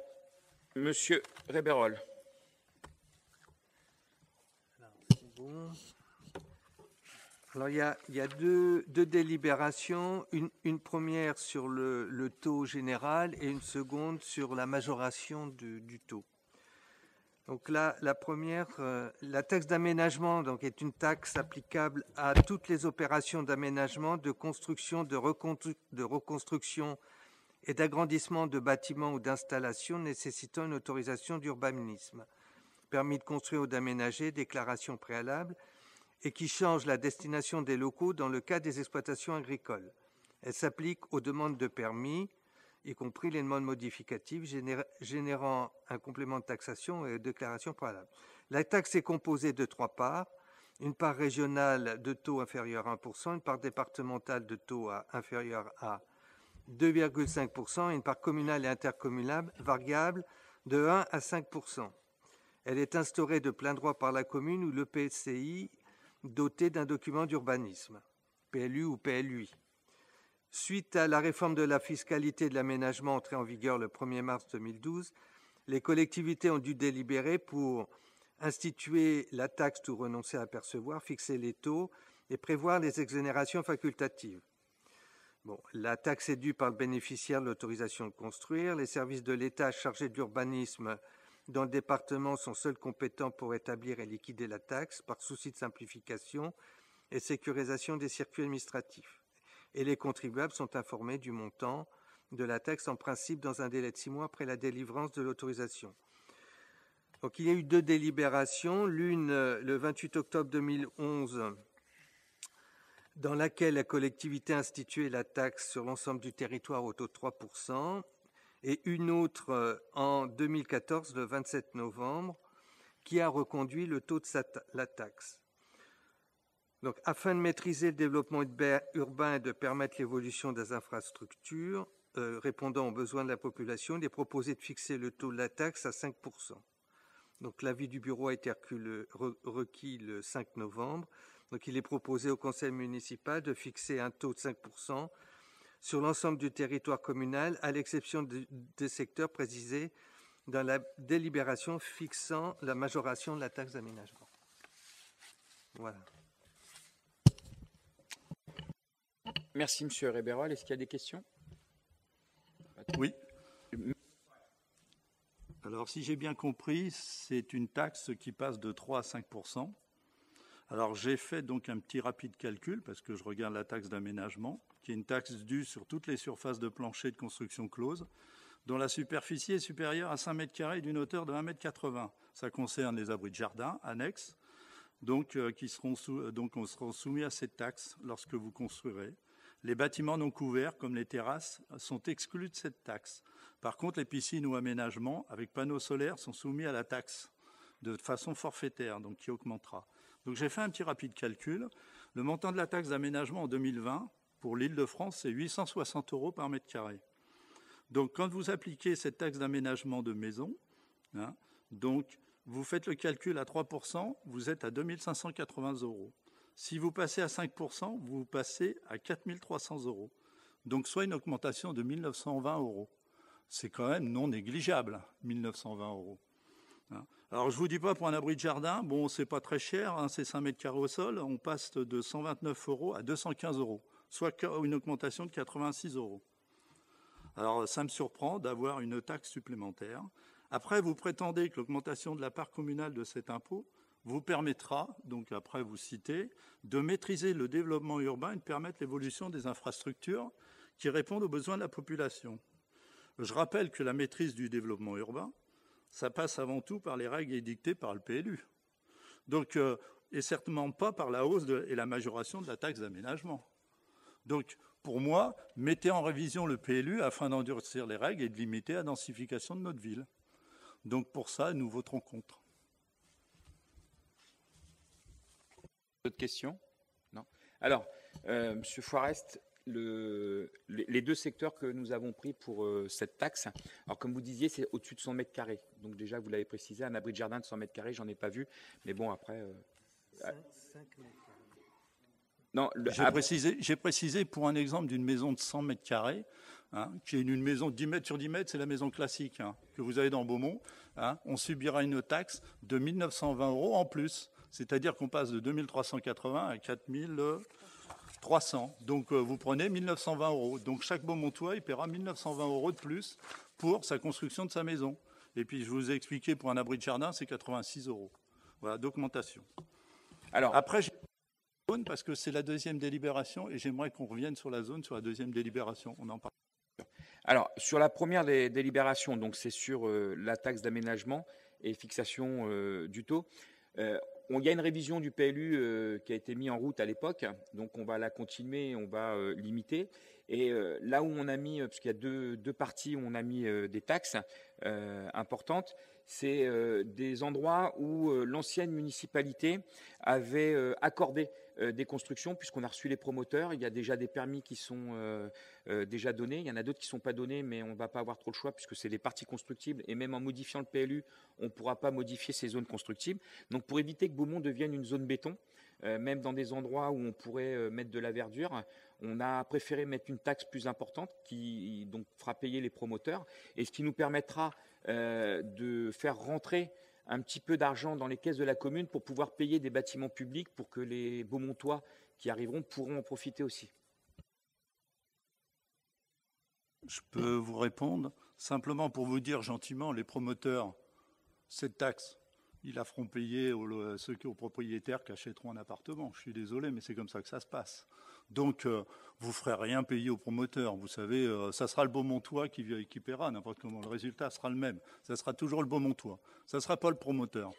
Vous n'arriverez pas à le léser. Alors, par contre, ce que je peux vous dire, puisque vous me parlez de l'ancienne municipalité, ce que je peux vous dire, c'est que n'importe qui, vous achetez un terrain, hein, il y a des particuliers, ils vendent leur maison dans Beaumont pour que des promoteurs viennent construire.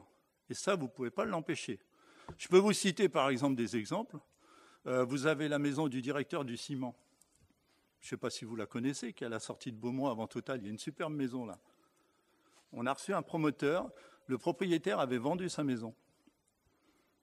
Donc il a vendu sa maison. Il y a un promoteur qui s'est mis. Vous ne pouvez pas l'empêcher.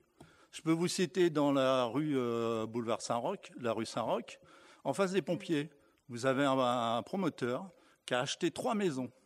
Il va raser ces 3 maisons. Il a acheté ces 3 maisons, il fera un terrain. Vous ne pouvez pas l'empêcher. Vous pouvez faire ce que vous voulez, monsieur le maire.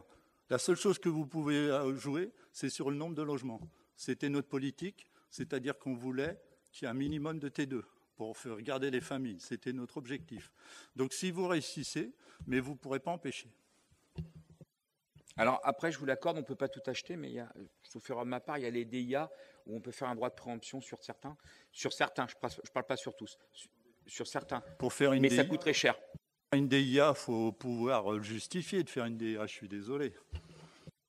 Bien sûr, on peut justifier, comme vous avez fait à certains endroits quand ça vous arrangeait, c'est-à-dire de préciser que vous vouliez pour faire des logements sociaux ou des bâtiments d'intérêt général. Donc voilà, merci. Je rappellerai que sous notre mandature précédente, puisque vous en parlez, il n'y a jamais eu de construction de logements sociaux, on n'en a pas fait. Oui, ben c'est bien, c'est bien ce que je dis. Parce qu'on n'en a pas besoin dans Beaumont. Hein. Ouais. Quota de 25%. Merci.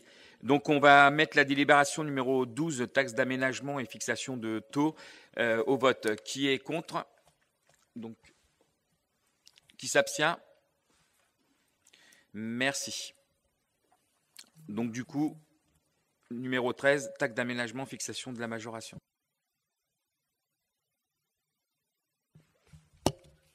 Bien, écoutez, je vais vous éviter de relire le texte qui ressemble à la délibération initiale. Juste pour vous renvoyer à cet élément-là, qui est l'élément le plus important, qui reprend le périmètre dans lequel la taxe s'appliquerait, l'objectif étant effectivement de faire payer un peu plus, au minimum, les promoteurs qui cherchent, ou faire réfléchir les promoteurs qui cherchent absolument à implanter des bâtiments dans la commune. Merci. Est-ce qu'il y a des questions? Oui. Monsieur Forest. Alors je vais refaire le petit calcul quand même parce qu'il est intéressant. Hein. Parce que là, ça fait très mal quand même. Hein. La taxe d'aménagement, toujours le même problème de 100 mètres carrés. À 15%, vous savez à combien on passe? Vous avez fait le calcul à 12 900 €. Et alors, dans les autres zones, vous êtes à 4 300 €. C'est-à-dire que vous allez pénaliser des Beaumontois qui ont des choses à construire encore dans la zone AC. Et vous allez avoir 8 600 € qui vont payer en plus par rapport à certains qui vont être privilégiés dans d'autres zones. Donc, certains Beaumontois vont payer beaucoup plus et d'autres beaucoup moins, voire 3 fois plus. Vous trouvez ça normal? Vous trouvez ça logique, hein? Et alors donc, expliquez-moi. Donc, pour moi, on est dans un contexte économique très difficile pour l'ensemble des Français. Et là, vous matraquez l'impôt. Nous, on n'avait jamais augmenté les impôts. Et la première chose, première mandature, vous augmentez les impôts. Voilà. Alors, et pourquoi ce choix de la zone AC? Il faudra m'expliquer. Vous me parliez des promoteurs. Je vous ai trouvé le justificatif qui est l'inverse, puisque je vous ai dit que c'est le propriétaire qui paiera n'importe comment cette taxe. Ce n'est pas le promoteur. Il n'en a rien à fiche, le promoteur. Il vous le fera payer. Faites l'expérience si vous achetez un appartement. Donc, pour cette, on votera contre, parce que je trouve ça inadmissible d'avoir cette augmentation. Puis c'est curieux, dans certains quartiers, il y a des maisons qui ne seront pas touchées. C'est assez curieux. Vous êtes en dehors, vous êtes dedans, vous êtes dans quelle zone, monsieur le maire? Dans la zone AC, vous n'êtes pas propriétaire? Eh bien, dommage, vous devenez propriétaire, vous ne paierez que 4 300 au lieu de payer 12 900 sur une maison de 10 mètres carrés. Moi, j'aime bien les maisons anciennes, c'est sur les constructions. Oui, alors, sans rentrer dans les détails, il y a des abattements et il y a des exonérations. Et parmi les abattements, les logements à usage d'habitation bénéficient déjà, pour une surface sur les 100 premiers mètres carrés, d'un abattement de 50%. Alors, je ne sais pas si vous avez fait ce calcul en prenant en compte cet abattement de 50%. Je vous conseille de lire attentivement la circulaire qui reprend les conditions de la taxe d'aménagement. Vous vous rendrez compte que le calcul est largement plus complexe et moins sommaire que ce que vous avez indiqué là.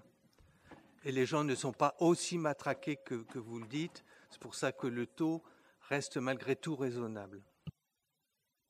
Enfin, si je puis me permettre pour vous répondre, je ne sais pas où vous avez eu ces textes, mais moi j'ai eu sur les textes, c'est des textes de loi, et vous les avez, c'est 860 € sur l'Île-de-France. Alors après que vous me dites qu'on a un débattement de 50%, mais vous l'aurez aussi sur ceux qui sont dans l'autre zone. Donc ceux qui sont à 4 300, ils vont payer 4 300, ils vont payer 50% en moins, ils vont payer 2 150, mais les autres qui payent 12 900, ils vont payer la moitié, mais l'écart, il sera le même. Donc vous privilégiez certains Beaumontois, certains propriétaires beaumontois.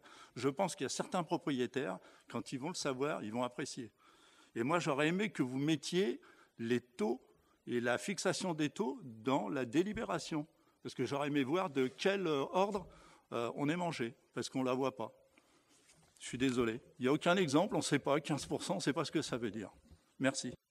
Bah, si vous venez de faire le calcul, donc vous savez ce que ça veut dire.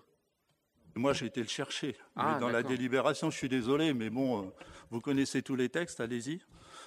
Donc, on vote une délib, 15%, on ne sait pas ce que ça représente. Eh bien, mettez-le dans le texte, c'est 860 €, prenez un exemple et puis dites-le. Je vous signale que la délibération de 2014, je ne parle pas de celle de 2011, est encore plus sommaire que celle qu'on vous a présentée là. Oui, mais elle n'avait pas bougé, donc on ne bougeait pas. C'est parce qu'on est obligé de le faire.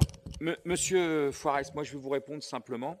C'est qu'aujourd'hui, on a des promoteurs qui arrivent de partout pour construire, même dans des endroits où... Alors, je vais vous donner un exemple. On a une belle maison blanche juste en face du CNEFASES, où le promoteur l'a acheté à l'époque, va construire.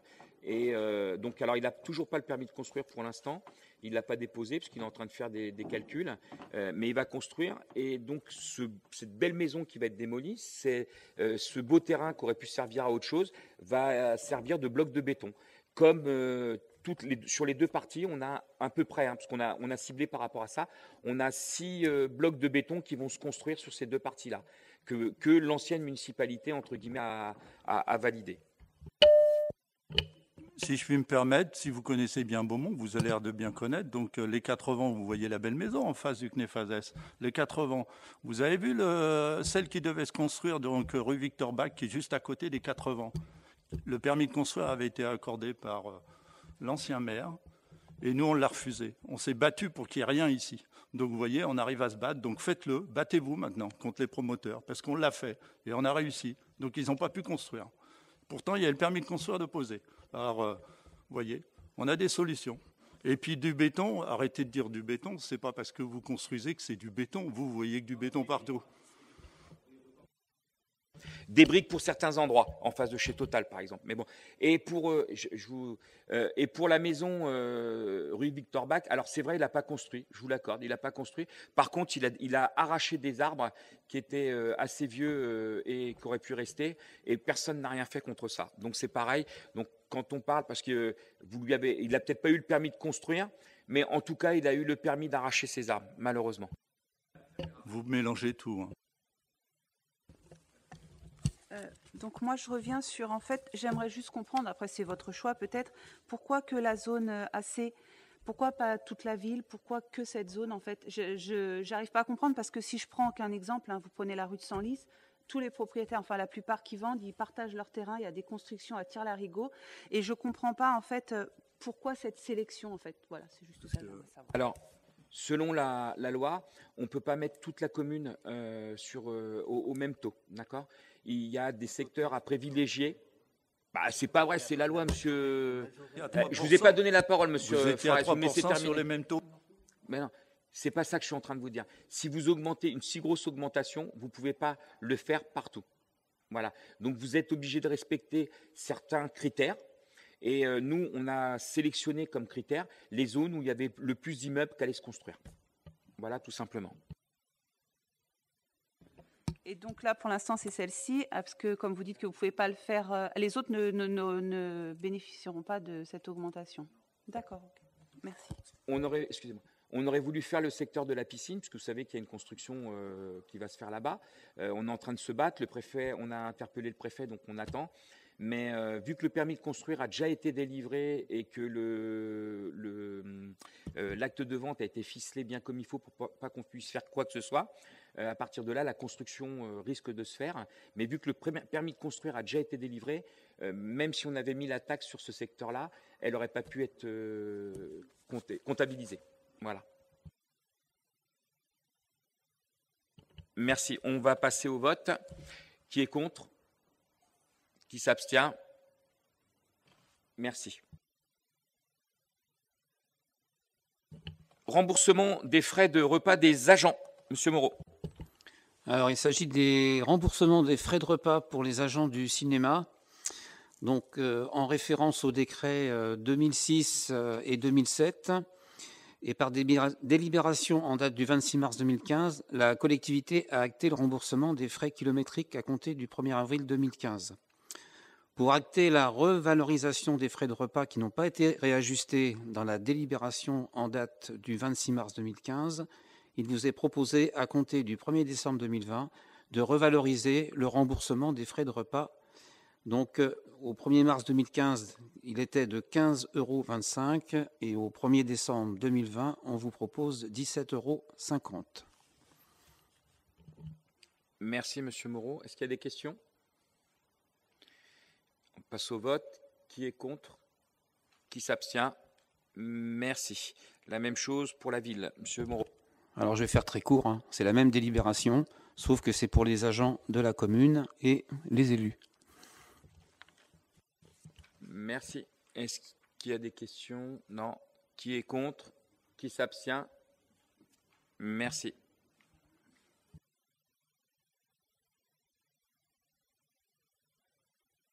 Dernier point, donc la charte du bien vieillir dans le Val d'Oise.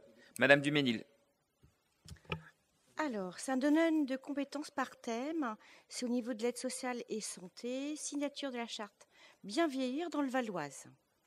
Portée par le Conseil départemental de la citoyenneté et de l'autonomie et soutenue par le Conseil départemental du Val d'Oise, dans le but de bien vieillir en Val d'Oise, est une feuille de route qui propose aux collectivités territoriales de manifester, au-delà de leurs obligations réglementaires, leur engagement à donner à la personne âgée sa place dans la cité par la mise en œuvre de moyens appropriés autour des thèmes suivants: participation citoyenne, information et communication, mobilité et transport, vie à domicile, vie sociale, culture et formation, et en dernier, habitat.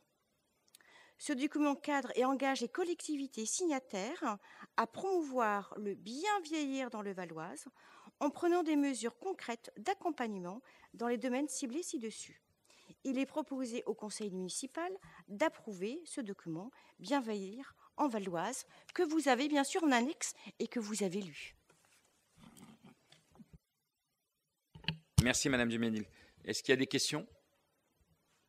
Monsieur Renaud. Je l'ai lu, cette charte de plus, pleine de bonnes intentions. Mais c'est le flou. Alors, il y a plusieurs choses à dire. Le flou sur le public visé. On y parle tantôt de retraités, de seniors, pas vraiment de personnes dépendantes. On ne sait pas tout à fait de quel âge il s'agit. Et surtout le profil social, puisqu'il c'est une des problématiques du grand âge que la pauvreté, évidemment. Et là, c'est un peu le vide là-dessus. Rien non plus sur le cas particulier des vieux hommes d'origine étrangère. Les migrants du Maghreb en particulier, c'est un cas particulier certes, mais il y a de la souffrance. Surtout, comme toutes les chartes, aucune obligation pour les signataires de faire quoi que ce soit. Alors, il y a plein de bonnes propositions. Néanmoins, donc, ne doutant pas de votre volonté d'agir dans le domaine, et positivement, je voulais, comme je vous l'ai demandé la dernière fois, de préciser quelle serait votre politique en matière de grand âge. Alors j'entends bien qu'elle peut être en cours d'élaboration et que vous pouvez me répondre, ce sera la prochaine fois, mais pas dans 3 ans, bien sûr, parce que voilà. Et peut-être si on pouvait avoir une indication de lesquelles de ces propositions qui figurent sur la charte seraient susceptibles d'être introduites à Beaumont ou d'être renforcées si elles existent déjà, mais, ou sur lesquelles peut-être vous êtes en train de réfléchir, ça serait pas mal. Ça nous donnerait un peu confiance dans une charte qui est un vœu pieux en général. Merci. Oui, alors, je vais m'excuser parce que Madame Mortagne n'est pas là et normalement c'était son projet. Elle a un petit souci, donc elle a été obligée elle n'a pas pu venir. Donc elle pourra vous répondre dans plus grand détail. Par contre, je suis juste étonné. Alors vous mettez les hommes du Maghreb à part de la discussion. Alors déjà, vous avez oublié les femmes, mais ce sont des personnes âgées comme tout le monde et ils font la même chose. Donc j'ai pas compris. Mais bon, c'est pas grave. C'est peut-être mon ignorance qui est là. Mais en tout cas, moi, je pense que tout le monde est pareil. Après, je me trompe peut-être. Il y a plein de choses qui sont proposées. Alors, il y a des choses qui étaient faites avant, il y a d'autres choses qui vont être faites, il y a d'autres choses qui vont être améliorées, on l'espère en tout cas. On va essayer de travailler dessus au maximum. Madame Mortagne pourra vous rapporter plus d'éléments sur ce point-là. C'est une charte qui a au moins l'occasion d'être là. Et puis après, moi, il y a un droit quelque chose de fondamental en droit. C'est que quand ça y est pas, ça veut dire que ça concerne tout le monde. Donc, du moment qu'on ne met pas un détail précis, ça veut dire que toutes les personnes âgées sont concernées par cette charte et non pas une sélection de personnes. Donc, par rapport à ce que vous disiez, parce que votre réponse, savoir qui ça concernait, parce que dans la charte, c'est flou. En fin de compte, quand on ne met pas, ça veut dire que ça concerne tout le monde. Donc, tous les retraités, toutes les personnes âgées, qui soient issues de milieux sociaux défavorisés, qui soit d'origine maghrébine, puisque ça a l'air de vous intéresser par rapport à ça. Mais ça concerne tout le monde sans exception, puisqu'on ne met personne à l'écart. Voilà. Faites-moi l'amitié de penser que quand j'évoque un sujet, je l'ai un petit peu travaillé, je ne sors pas du chapeau. Il y a une problématique de ces hommes venus du Maghreb et secondairement d'Afrique noire depuis les années 50, 60, il y a eu des vagues, et qui se retrouvent sans famille, vieux, retraités, en foyer éventuellement, Sonacotra et autres, ça a changé de nom, mais peu importe. Et il y a une vraie problématique, une vraie détresse pour cette catégorie-là des personnes âgées. Mais de manière générale, il n'y a aucune... nulle part n'est souligné la dimension sociale en fait. Oui, ça mange pas de pain de dire on est tous pareils, on est tous des humains, bien sûr. Oui, mais enfin, ça me rappelle un peu ce que vous disiez sur Boyenval l'autre fois. N'empêche que l'égalité républicaine, c'est parfois une approche différenciée des publics, parce que c'est Anatole France qui disait qu'on avait les riches comme les pauvres le même droit de dormir sous les ponts. Voilà. Et en général, quand on ne précise pas, c'est qu'on oublie en fait. Moi, je retiens qu'une seule phrase qui est l'article 1er, c'est tout homme est égaux en droit. C'est la seule chose qui m'intéresse. Merci. Est-ce qu'il y a d'autres questions? Non. On va passer au vote. Vous répondrez Madame Mortagne répondra la prochaine. Voilà, c'est ce que je vous ai dit. Qui est contre? Qui s'abstient? Merci. On a terminé donc sur l'ordre du jour. Je vous remercie. Nous allons passer donc aux remerciements. Alors, je voudrais remercier ceux qui sont à l'initiative d'Octobre Rose, qui est important. Donc, Madame Duménil, Madame Benaïda, Madame Nézard, qui sont à l'initiative, et après tous les élus qui ont participé à l'élaboration et à l'aide de la vente. Il y a eu, Isabelle, si tu peux nous préciser combien d'argent a été récolté et à qui ça a été donné. Merci. À peu près 1300, un peu plus de 1300 euros. Voilà, 1345, qui a été du coup reversé à l'ARC, et puis une partie par rapport à l'hôpital Augustin-Roussy. Voilà, on était en lien. Merci Isabelle. Alors, dans les remerciements, je ne les ai pas oubliés, hein, ils sont là. Il y a les services techniques, les services jeunesse, le CCAS et toutes les personnes, alors je préfère le préciser, toutes les personnes qui ont participé, que j'aurais pu oublier, je les remercie, puisqu'il y a aussi les Beaumontois qui ont participé financièrement en achetant des produits, et merci à eux. Voilà. Il y a eu, alors, on a eu un petit souci pour les journées du patrimoine par rapport au Covid. Donc, on a été obligé de les annuler, mais on les a annulés juste décalés, on va dire, puisqu'ils ont eu lieu le 3 et 4 octobre. Donc, je voudrais déjà remercier le Cercle Beaumontois qui a mis en place tout le système et qui est très difficile à mettre. Madame Merlem qui a participé également, et toutes les autres personnes de la commune qui ont participé. On a eu le marché des producteurs, donc qui a été un franc succès. On a eu pas mal de monde, ça a très bien marché. Donc je voudrais remercier Monsieur Génier, Madame Tardiveau. Donc Madame Tardiveau, c'est la responsable du commerce qui fait un très très bon travail, puisque sur le marché des producteurs, on a eu, alors Jean-Luc, je vais te laisser la parole pour ça, savoir combien de commerçants exactement on a eu et sur la durée. Nous avons eu le plaisir de rassembler au total 28 commerçants, donc, qui nous ont proposé un ensemble de produits régionaux et également beaucoup d'animations en complément de ces activités. Voilà. Il y a eu également, naturellement, une très forte participation des Beaumontois qui sont venus, très nombreux, et nous espérons pouvoir reproduire la même chose l'année prochaine. Merci. Merci Monsieur Génie. Et on va essayer de continuer dans cette démarche de faire venir des producteurs locaux, qui est une très bonne initiative. Et le dernier point sur les événements, donc on a, allez, je vais lui laisser l'honneur parce que je sais qu'il aime bien. On a fait signer Windy Renard, donc Monsieur Garzou, je vous laisse la parole par rapport à ça, ce qui a été fait. Bonsoir à tous. Donc oui, effectivement, nous avons une nouvelle marraine qui est la marraine en fait de l'EBM, l'Entente Beaumont-Bourg, donc le club de football beaumontois. Elle est marraine et elle s'inscrit effectivement dans la durée, puisqu'on aura donc le plaisir effectivement de pouvoir l'accueillir à plusieurs reprises dans la ville. Après, il reste à savoir effectivement les modalités dans lesquelles elle pourra participer à certains événements, mais il est sûr effectivement qu'aujourd'hui on a une marraine de qualité.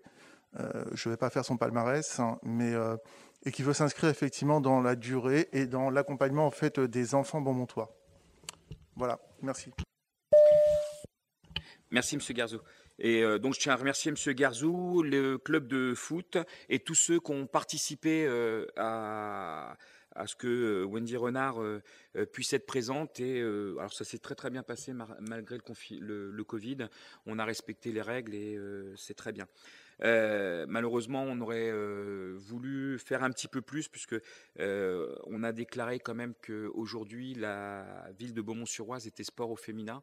On a des clubs sportifs qui ont des personnes de haut niveau. Alors malheureusement elle est partie, mais on avait une athlète en aviron qui a quand même été aux Jeux Olympiques. On a un monsieur qui habite sur Beaumont mais qui est parti sur un autre club, qui a été champion du monde de triathlon. Donc on a des sportifs de haut niveau qui en valent la peine. On a des danseurs qui sont champions du monde. On a l'escrime où il y a pas mal de choses. Il y a le judo où il y a pas mal de choses. Voilà, on a des champions.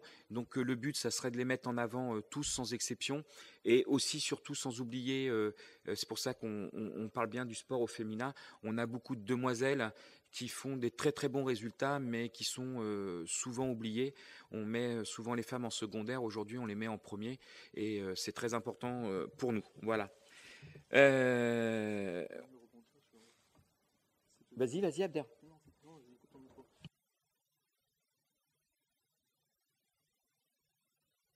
Tout à fait. Alors, comme je dis, j'ai l'habitude de rendre à César ce qui appartient à César. L'ancienne municipalité avait postulé pour lauréat Villesport. On a obtenu 2 lauriers. Donc voilà, très, très bien.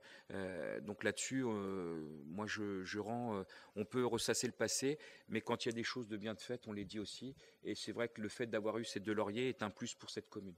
Il y a d'autres choses où je ne suis pas d'accord, mais au moins ça, j'y suis. Merci. Le 17 décembre, si tout nous le permet, il y aura le prochain conseil municipal. Donc pour ceux qui sont concernés, le 7 décembre 2020, il y aura le conseil communautaire. On n'a pas le lieu encore et on ne sait pas comment ça va être fait selon le Covid. Non, il n'y a pas de souci. Je ne sais pas. On ne sait pas, on a... Bon. D'accord, donc c'est la salle d'en bas. Ouais, ok. D'accord, bon bah très bien. Donc comme ça on a l'information. Mais je le saurai lundi, donc on mettra la publication sur le Facebook lundi si on a les informations. Voilà, je vous remercie tous. Je vous souhaite une bonne soirée à tous. Le conseil municipal est clos. Ah. Il n'y a pas de questions orales? Oui, il n'y a pas de questions diverses. Alors, justement, vous avez... oui, donc, on a reçu le... Voilà. Alors... Aujourd'hui, malheureusement, on n'a pas reçu de questions orales. Donc, comme je vous l'ai dit, M. Renou, et vous l'avez très bien souligné, ça vous permet de préparer et de pouvoir savoir. Donc, je vous propose pour le prochain conseil municipal de nous mettre vos questions orales par écrit. Pour vous aussi, M. Forest et Mme Ferreira. Oui, mais là, on a été prévenu par rapport au règlement, mais on pourrait poser des questions quand même. Monsieur Forest. C'est ce que vous aviez annoncé à votre investiture. Monsieur Forest. Je vous rappelle que le règlement intérieur à l'époque posait 5 jours et les questions étaient posées à l'écrit. Mais vu que je suis quelqu'un de républicain et qui écoute, je vais vous laisser poser des questions. Par contre, je ne veux pas que ça dure une éternité. Je veux pas que ça dure une éternité. C'est pas un discours, c'est pas 50 questions et qu'on fasse court. Merci. Ouais, moi j'avais. Juste pour le conseil municipal, je veux juste savoir, ce sera encore à 18h? Ouais, il faudrait éviter. Ouais. Alors, s'il n'y a pas de couvre-feu, il faudrait éviter que ce soit 18h. Alors, au départ, quand on l'a prévu à 18h, il y avait le couvre-feu. On vous avait même envoyé en amont, de façon à ce que vous le sachiez, parce qu'on vous a bien envoyé en amont que le conseil municipal aurait lieu à 18h. Ensuite, ils ont enlevé le couvre-feu, mais après, il y avait le confinement. Donc là, on ne sait même pas ce que ça va donner. Ils parlent même de couvre-feu actuellement, donc on ne sait pas. Donc on met le 17, on vous donnera les horaires à ce moment-là. D'accord ? Monsieur Forest. Moi, les questions, ça dépendra de vos réponses. Les questions, elles sont toutes simples. Trior, vous nous aviez annoncé au dernier conseil municipal qu'une réunion avec Trior sur le problème des encombrants aurait lieu en septembre ou octobre. Cette réunion a-t-elle eu lieu? Et si oui, quelles en sont les conclusions? Ça, c'est pour Trior. L'hôpital, nous avons appris qu'un conseil de surveillance concernant l'hôpital avait eu lieu en septembre ou octobre. Donc vous participez au conseil de surveillance. Quelles en sont les conclusions? Donc vous voyez, c'est assez simple. Troisième question. Je sais que là, ça va vous hérisser peut-être, mais simplement une question. Pourriez-vous nous faire un point Covid-19 sur la commune de Beaumont? Sachez que nous ne demandons pas des noms. Alors après, vous me dites un argumentaire secret médical, je suis désolé, mais pour la France, il n'y a pas de secret médical. On a les chiffres qui sont annoncés tous les soirs. On nous dit le nombre de morts, le nombre de décès. On nous dit s'il y a de la contamination. Et j'aimerais voir un état du Covid-19 sur Beaumont. Et après, j'avais une dernière. J'ai vu qu'il y avait la succession jeune homme rue Benjamin Damois. Alors, j'ai souvenir qu'il y avait une liste, puisqu'elle avait été parue, qui avait été rédigée par un commissaire-priseur avec les montants des lots. J'aimerais bien savoir, est-ce que vous avez un retour de comment ça s'est passé? Est-ce que ça va rapporter à la commune? Alors, je sais qu'il y a la maison à vendre. Enfin, si vous voulez la vendre, après, et le terrain. Et j'aimerais savoir si sur la succession, vous avez un retour. Voilà mes questions. Je glisse la mienne. Moi, c'était juste pour les tablettes. J'ai récupéré la mienne, mais je voulais savoir quand est-ce qu'on va pouvoir s'en servir. Voilà, c'est tout. Et j'ai récupéré aussi celle de l'Interco, et j'ai vu que Persan était relié à celle de l'Interco, et malheureusement, Beaumont, on se trouve avec 2 tablettes. On n'a pas pu être lié avec l'Interco. Merci. Alors, première question. Trior, on a eu juste une question. une élection avec une réunion vite fait où elle nous expliquait comment ça fonctionnait. On a évoqué le problème des encombrants et elle a dit oui, je vous ai bien entendu, on est en train de régler le problème. Voilà la réponse qui nous a été faite. Donc pour l'instant, c'est nous qui sommes en tant que commune en train de travailler sur le problème des encombrants. Ça, c'est la première chose. Le conseil de surveillance, c'est simple, le premier conseil de surveillance où il y a eu l'élection et la présentation des différents hôpitaux du secteur. Et ça s'arrête là. Il n'y a pas eu d'autre chose de fait lors de ce conseil de surveillance. Covid-19, la situation, pour moi, elle est dramatique. Alors, pas forcément sur Beaumont, mais un peu partout. Aujourd'hui, sur Beaumont, on s'en sort pas trop mal. On a à peu près, je dis bien à peu près, 600 tests faits par jour au niveau du centre Covid. On a très peu de dépistage positif sur la commune. Je parle bien sur la commune. Très peu de dépistage positif. Des cas Covid, on en a quelques-uns un peu partout. Des décès, on en a. Alors, il faut savoir que, ça vous le savez puisque vous étiez aux affaires, les décès qui sont annoncés sont les décès de l'hôpital de Beaumont. Donc ce ne sont pas forcément des Beaumontois puisque vous avez des gens qui arrivent de l'extérieur, qui viennent sur la commune. On a quelques décès. Alors depuis le début du mois d'octobre, on est à 17 décès à l'hôpital. Je parle bien de l'hôpital, je ne parle pas d'autre chose. Voilà pour le Covid, en tout cas les informations que j'ai. Là-dessus, voilà. Sur la... Attendez, je termine. Après, sur la succession jeune homme. Alors, le travail a été mal fait, puisqu'il restait une porte qui n'a pas été ouverte dans le grand garage. Et donc, on a redécouvert plein de matériel à l'intérieur. Donc, personne ne l'avait vu, sauf nous. Et donc, du coup, ils ont été obligés de refaire tout un inventaire complet. Et donc, on attend la vente du deuxième lot pour pouvoir avoir le résultat du reste. Voilà. Pour les tablettes, on est en train de voir pour pouvoir mettre les documents directement sur les tablettes, c'est-à-dire qu'au bout à 5 jours, vous aurez les éléments sur les tablettes. Notre informaticien est parti et vu que je suis gentil, je vais rester soft.